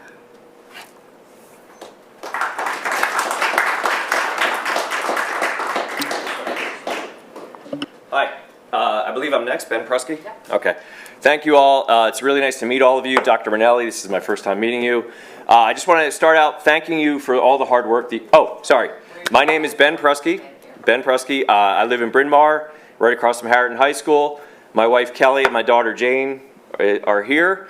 I have a second grade daughter, Bryn, and a pre-K student who will be in kindergarten at Gladwin next year. I just want to thank you guys. I hold the same feelings as our friend Yair here, but to the point of collaboration, as Dr. Rinelli said, I want to let you know the parent community is here to work with you to figure out this situation. It doesn't take anyone, any parent who's had young children knows the difference between when they're reading with a book in their bedroom versus when they're on tablets or TVs or Chromebooks. We just want a little bit of choice here. It's not an unreasonable ask. Getting back to some of the basics of teaching, I know it's going to be hard. I know it's going to be difficult. I know there are challenges. To the budget, the point of spending $1 million a day, yep, it might add a little to that budget. I don't know. But we'll work through it. We got to figure it out, because I'm telling you that the participants here is the small tip of a very large iceberg that's coming this way, okay? And we are excited. I'm excited. I am very impressed at the commitment that you all have to your positions, and I'm confident that you want the best thing for the community. And if that, in fact, is a 2-track system with opting out versus using the tablets for whatever reasons that might be, that we'll figure out together. So I'm looking forward to working with you all, and appreciate your time in this meeting and in future ones. Thank you. Brian Mandel, then Matthew Posey, Jaresh Ramaswamy, and Ruth Jenkins. Hi everyone, my name is Brian Mandel. I live in Marion Station, and I'm a parent of 2 children in 3rd and 2nd grade at Kinwood Elementary. I'm speaking today in addition about responsible use of technology for our children and the ability to opt out of one-to-one electronic devices per Administrative Regulation 137. I'm concerned for my children today, and even more worried for them as they approach middle school, where the reports of excessive screen time and the distractions it causes are disturbing. Technology has an increasingly important place in our world, and we want to make sure our children are receiving an education with a thoughtful approach to technology.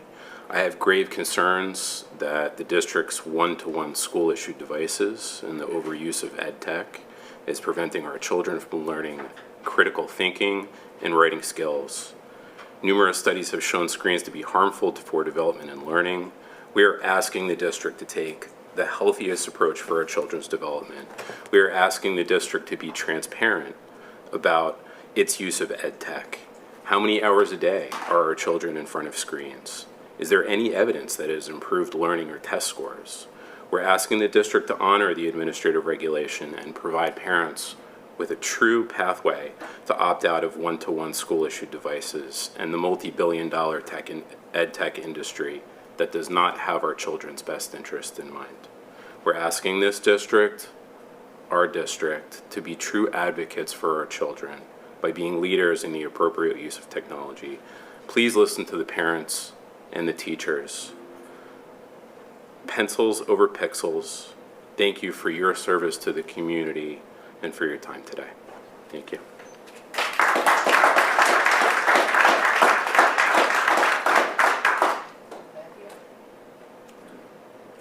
Matthew?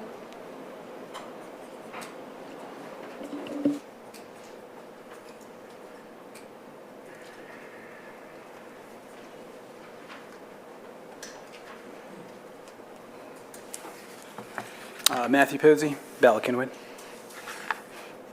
I have a son that's in the second grade. I'd just like to say that I've been a technologist for 20 years, so I'm familiar with technology. When I was young and I was a kid, I remember my dad would do things like teach me how to run programs and games and things on the Commodore 64. For those of you who are old enough to remember that, technology now is a lot different than it is back then, and it's even different than it was 20 years ago.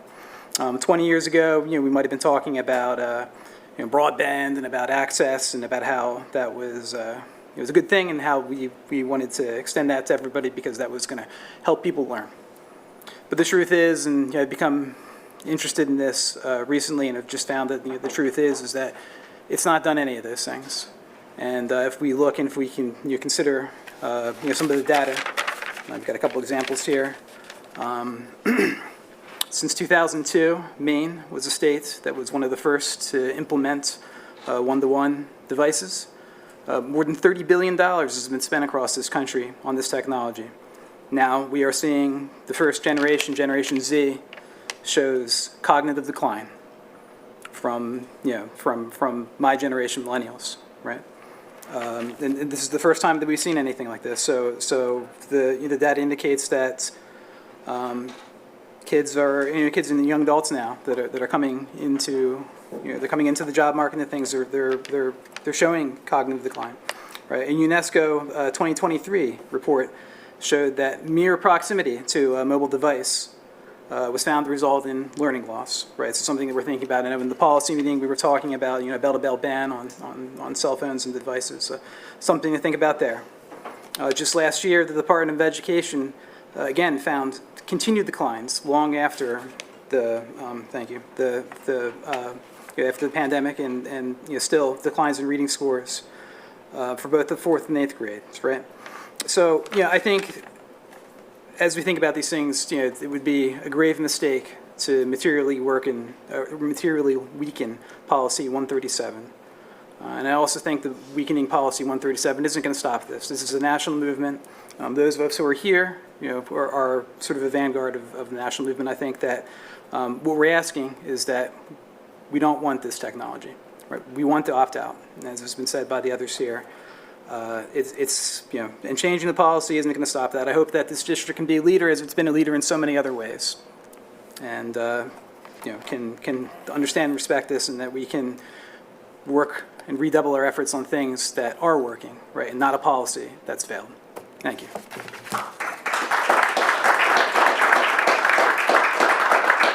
Garish Ramas, oh God, I can't even speak. No worries. Thank you. And then Ruth Jenkins, and then Ellen Stanford. Hey, everyone. Thanks to the board for being here, giving us the opportunity. Girish Ramaswamy, Bala Kenwood. My second, 80-year-old is here. She spoke. I also have a toddler who goes to daycare. So I'm here to speak on one-on-one devices, as you guys already know. So my first question and the most important question is, what's stopping the board?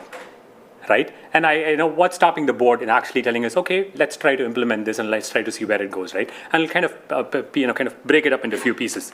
One is, as Dr. Lanley in the policy meeting said, hey, this is not a free-for-all. Anybody can come in and actually ask for something and we will give it to them. That's not how it works, right? My question is, you guys just passed iReady. What did you do? You did a pilot for 6 months in a couple of different classrooms across a couple of different schools in LMSD. So you have the ability to do a pilot when you want to do it. You just don't want to do it when parents are asking for that. Why is that?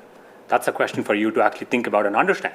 Number two, if you actually say, oh, we actually have the evidence that tech has actually improved the student performance at LMSD, we will be here all night to see that evidence. This is the third time we've actually asked for that evidence, and we have not seen that. We've actually gone into PA Department State of Education, and we've actually downloaded 10 years of Lower Merion School District's data, PSSA scores, math, ELA, and science. There is no improvement in scores. So you cannot come here and say, there are probably other factors, but that student performance has not improved across these critical subjects. So you cannot actually say by adopting tech, you've actually improved student performance. So that goes out of the window. If there is any data that I am missing or somebody else here is missing, please come and show us. We would love to see it. Number two, sunk cost fallacy. If you've spent a few hundred millions of dollars over the past 15 years in getting all of these devices, and that actually says, oh, we've actually spent so much money, we don't want to waste it, talk to us. We will figure out a way to actually use all of these technology and Chromebooks in the best possible manner. Number three, inertia, resistance to adaptation. If that is your reason for not doing it, then you are setting a very bad example for the students that you actually want to lead.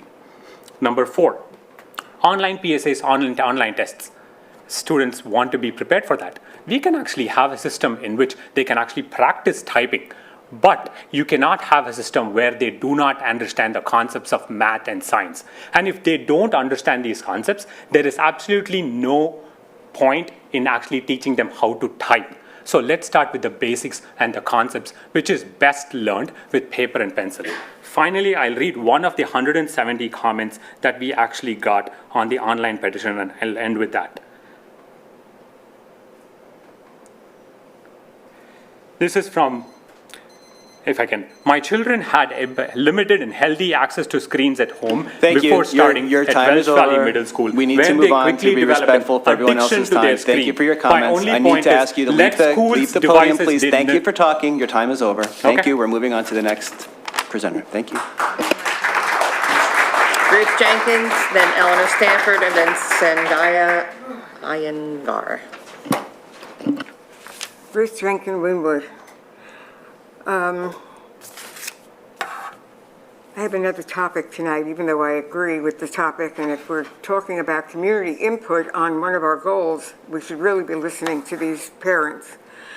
But as I was reviewing the Finance Committee meeting, I came across two interesting references.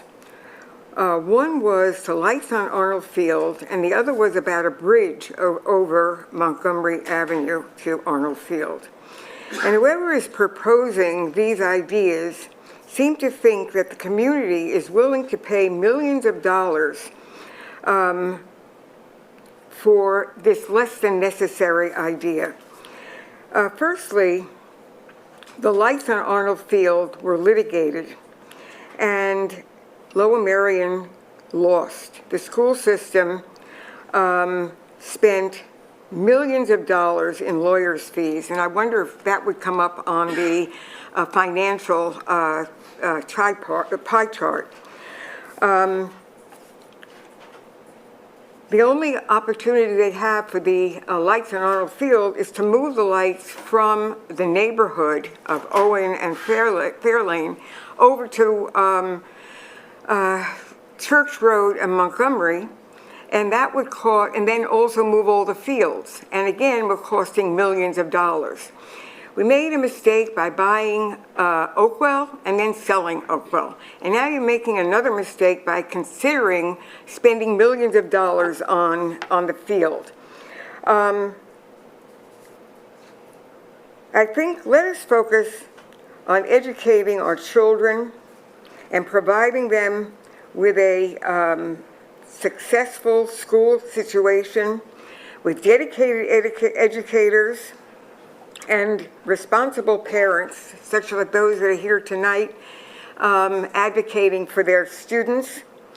And I think that we should spend more time thinking about teams, joining the football teams together from Harriton and Lower Merion. As you saw, that the ice hockey girls did so great by joining together. The football teams can do that also, and they can play at Harriton and or move the lights, the portable lights at Harriton, from Harriton.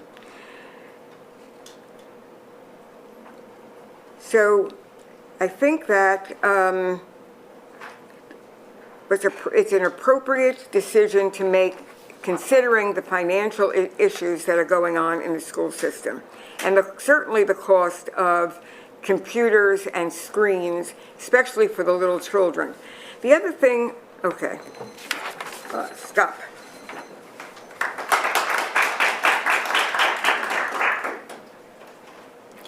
Hi, I'm Sandhya Iyengar from Bala Cynwyd.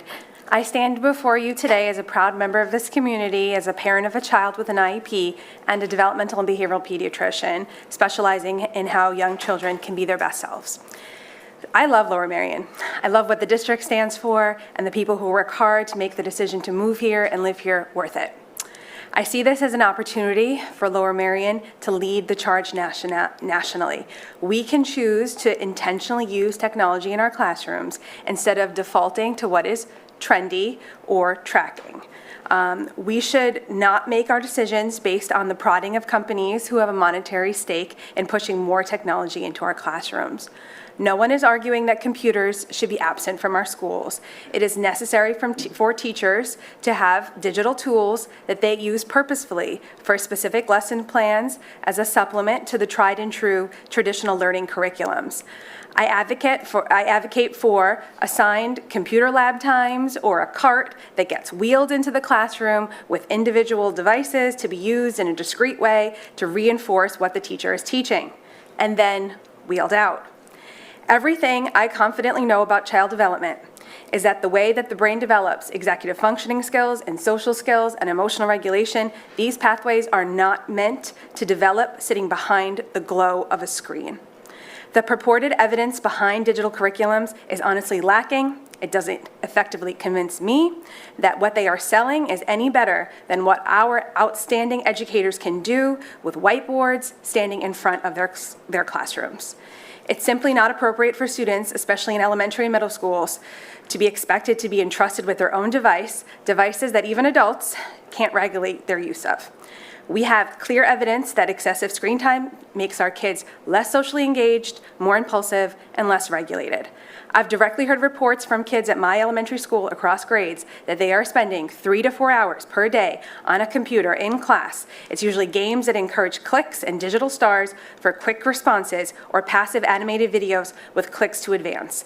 They are on a very regular, near constant basis using workarounds to text message and go on websites like Amazon, all using a school-issued device during direct instructional time. Seeing children with a dazed yet hyper-focused stare at their lit screens, students physically sitting next to each other yet worlds apart, that is not how a classroom should look. We can choose to stay rooted in pencil and paper, 3D interactions with teachers and classmates, and critical thinking over clickbait gamified learning. I ask my school district to do the right thing by my children and my community's children. Thank you.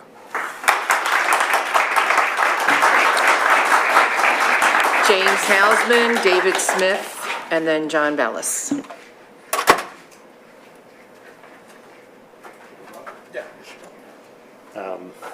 Hi, James Hausman, Wynwood.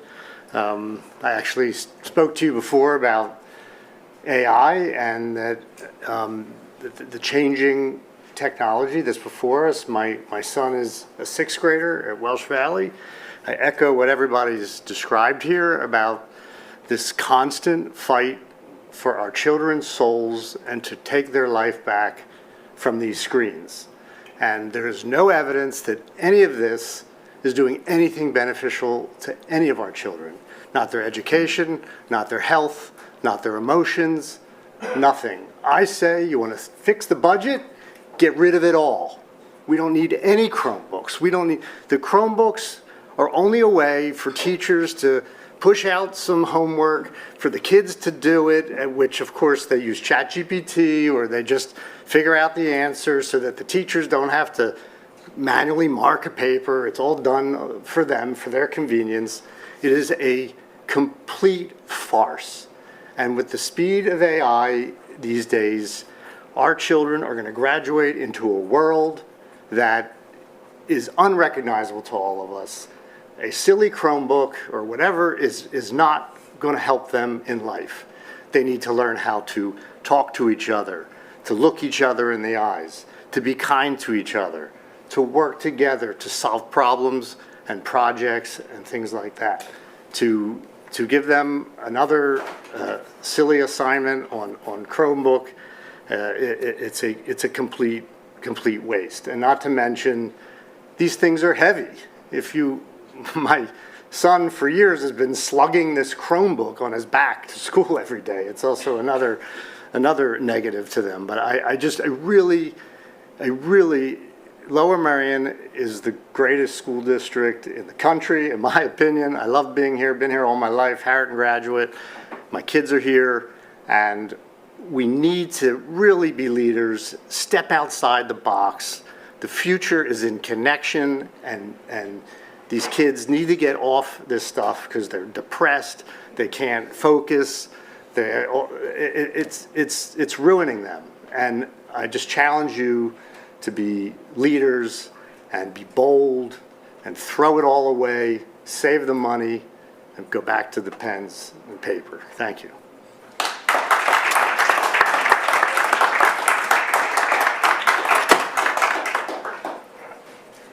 Thank you, Board. I'm David Smythe, Lower Merion resident for 7 years. My 2 girls will be attending Ballackinwood Middle School next year. Marion Station, thank you.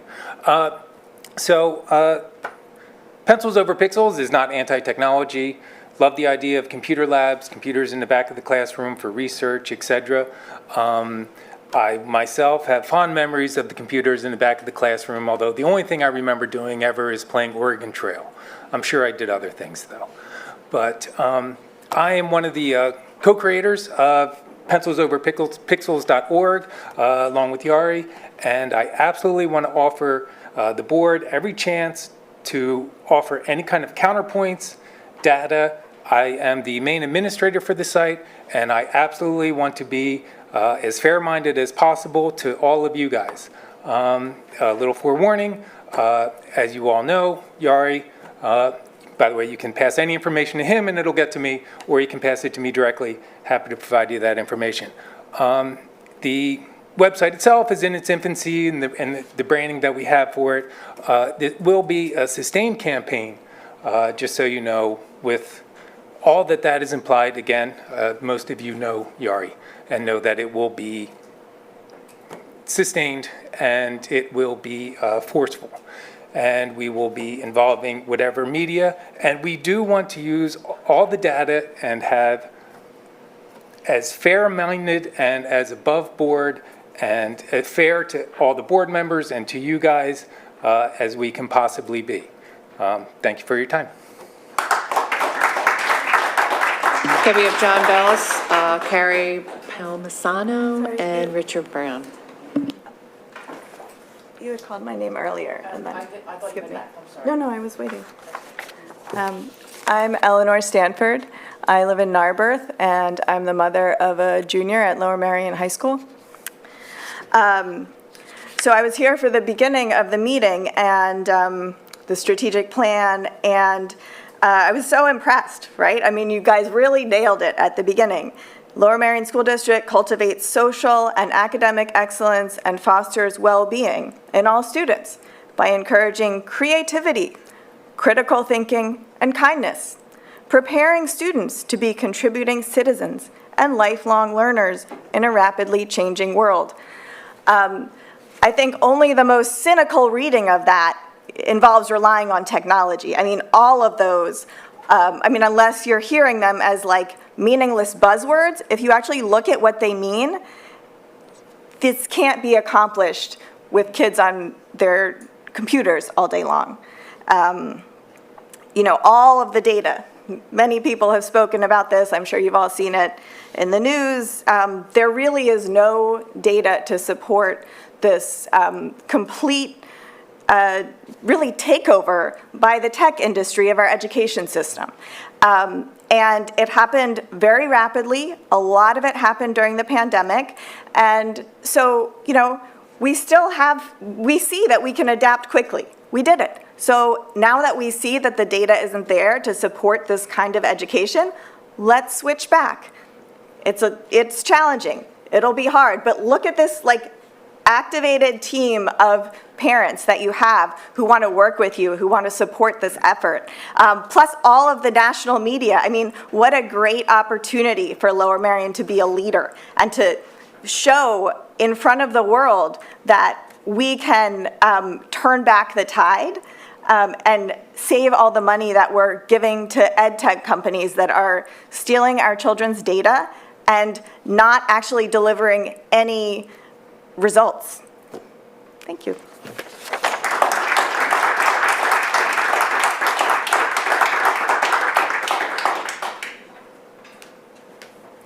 Hi everyone, John Bellis, Wynwood. Feels like I never left. I was here on Monday at the policy meeting. I spoke a couple times about the devices and the in the classroom devices. Real quick, I mean, I just think you guys have a fabulous opportunity here to flip the script on this whole conversation. Like all the previous speakers said, you have an opportunity to get some data here. You have an opportunity to run a pilot program. Open it up. Let a few classrooms in each school go low tech. It doesn't have to be no tech. It can be low tech. You can put a device ban, you know, throughout the school day, starting, you know, anytime. You can spread the word about wait until 8th, anytime. There's all these things you can do that would totally flip the script here and make you guys the hero in the narrative. So I hope you guys will keep an open mind. I've had an open mind on this. These people that are talking about the one-to-one devices have totally changed my mind in the last year or two. A year ago, I said to Yair, you know, this is about smartphones and social media. What you're talking about is a bridge too far. And I've been doing my homework. I've been listening to what they've been saying. I think you'll be convinced also that they're on the right side of this. You guys need to get on the right side too. Thank you. Carrie Palmisano, then Richard Brown, and then Mona, and I'm sorry, I can't read your writing after that. Hi, I'm Carrie Palmisano from Marion Station. So tonight students spoke about strengthening digital safety systems. Many parents across the district and grade levels have raised awareness of this exact issue. Technology is a privilege, and when we give it to kids the minute they step foot in school, we skip that lesson. It becomes ingrained as a right rather than a tool that is earned. Elementary kids do not need one-to-one devices because they have not been trained to use them safely or earn them. More so, we are missing a key developmental phase where we know learning is better achieved with pen and paper. We need to teach kids how to learn first. Just like learning a new language, sport, etc. is a skill, learning to learn is a skill. My child is entering middle school in a couple of years, and it keeps me up at night. Middle school is such a vulnerable time where anecdotally students are spending 70% of their day on screens. If you can provide hard numbers on screen time use, I welcome that. Kids hide behind screens instead of interacting and being pushed to think. And now that 5th grade is considered middle school, that is a scary amount of time to be behind a screen 5 days a week. I challenge you to think of your time in middle school. For me, it's a blip. Why are we filling that blip with screens and ed tech that we have not proven is any better? We need to keep conversations going on how to better this, despite it being hard. Just because a system is in place doesn't mean we can't reevaluate it. Let's lead the change nationally. Thank you.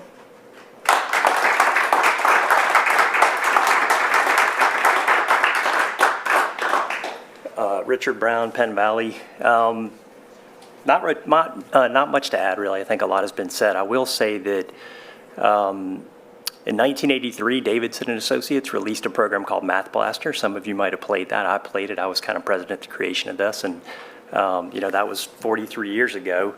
And these ed tech companies have just continued to you know, expand these programs. And probably if I had had a computer in 1983 that had Math Blaster that was issued by the school district, I probably would have played that all night long, like you have these kids doing today. And that's, it's producing worse outcomes. So that's all. Just want to make that point. Thank you.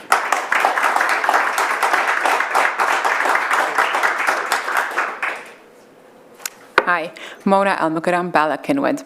I would like to thank the board for staying this late and for allowing me to speak. I thought I wasn't going to get the chance. I really wanted to start by saying how impressed I was with the students that spoke today. They talked about strategic planning. I loved hearing them and their confidence and their voices and their work ethic. It was truly inspiring. And they talked about belonging and connection.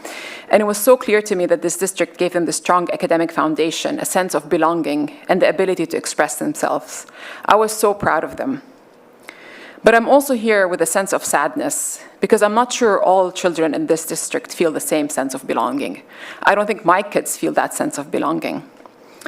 And I really think critical thinking and the ability to discuss difficult topics are an essential part of education. Yet issues about immigration, fear around ICE, protests, and even concerns about freedom of speech are not being meaningfully addressed in this district. Our children are well aware of what is happening in the world. They deserve a space to speak and question what is happening. They need to think critically, and they need to understand that life is not always fair, and not fair for a lot of people, and that justice does require courage.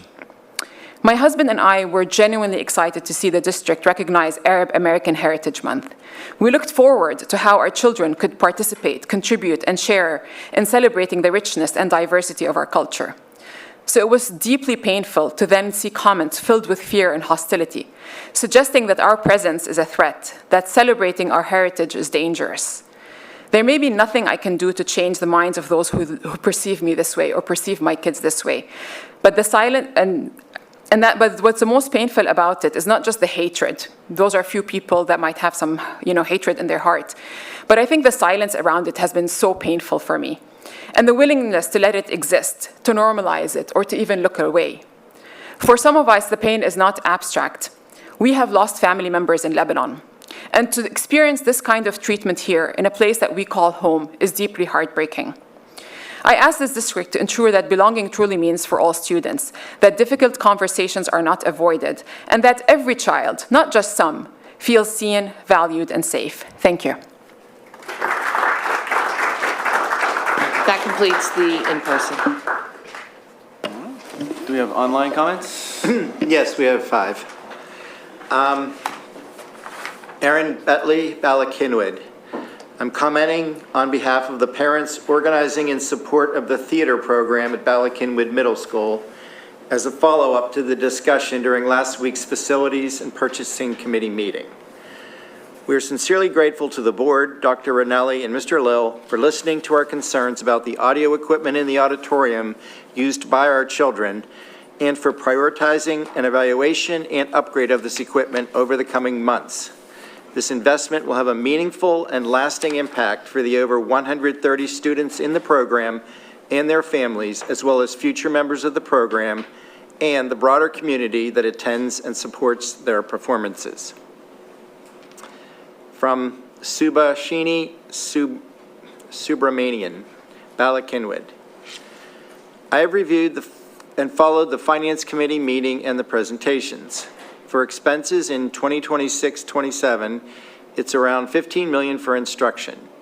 From first glance, technology tools formed a bigger chunk of the 1100 function, Object 600, and the technology tools are double the expenses the district spends on books. Please provide a more detailed breakdown on technology expenditure for $3.2 million. Can the district please share with the community what are the stats on screen time in elementary, middle, and high schools, broken down by the apps where the minutes are spent? Can the board consider initiating a district-sponsored survey for the LMSD community on parents' concerns on screen time?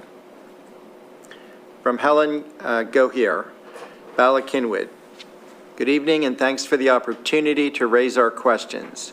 It has been reported many times that kids can very easily access very inappropriate content on the internet, such as violent video games, pornography, through the Chromebooks provided by the school district, whether at home or on school property. Can you please articulate why the district is not able to block all sites and grant students access to selected appropriate resources only. All companies are able to do so, and it's hard to understand why and how the district is not able to do so for the safety of our kids. Irene Brody, Penn Valley. I am a parent of a first grader and a third grader in the district. I'm here to ask the board to reconsider the amount of computer use in our elementary classrooms. Technology has an important role, but in the early years, we may be overusing it. Young students learn best by writing by hand, reading physical books, and interacting directly with teachers and peers. These are the years when attention, motor skills, and learning habits are built. This isn't about removing technology, it's about balance. Do our youngest students need to be on devices as much as they are, or can we be more intentional about when screens are truly beneficial? I encourage the board to review how much screen time is used in early grades and to prioritize foundational skills like handwriting, reading, and face-to-face learning. Thank you for your time and your commitment to our students. Mary Bilboa, Marion Station. I have a rising second grader and kindergarten student. I am here in support of what so many parents have already said tonight and other nights. Families choose this district for its reputation, its academics, its outcomes, its community. Homes on our streets sell in days for over $1 million because people believe in these schools. But that trust is conditional. If our concerns are not addressed, families will look elsewhere. I live 2 blocks from the school. I walk my daughter each morning with a line of families who care deeply about their education. We talk, and there is clear, consistent concern: excessive technology use in the classroom. This is not about rejecting technology, it's about using it appropriately based on evidence. These parents have compiled research showing that increased screen time in early education is associated with reduced reading comprehension, weaker attention spans, and less retention compared, and it trails off. That's all. Thank you. Mr. Roos, will you now make any announcements as required by the Pennsylvania Sunshine Act? The board met tonight in executive session prior to this meeting to get an update on real estate acquisition or real estate transaction, namely Oakwell, also regarding personnel matter. Thank you. The next regular board meeting will be on May 18th. Committee meetings will be held in the boardroom and via webinar and live streamed. The next curriculum meeting is on May 11th here at 6 to 7:20, followed by the policy meeting from 7:30 to 9. May 14th, facilities and purchasing will meet via Zoom at 9 o'clock. Being that there's no further business, the meeting is adjourned. Good night.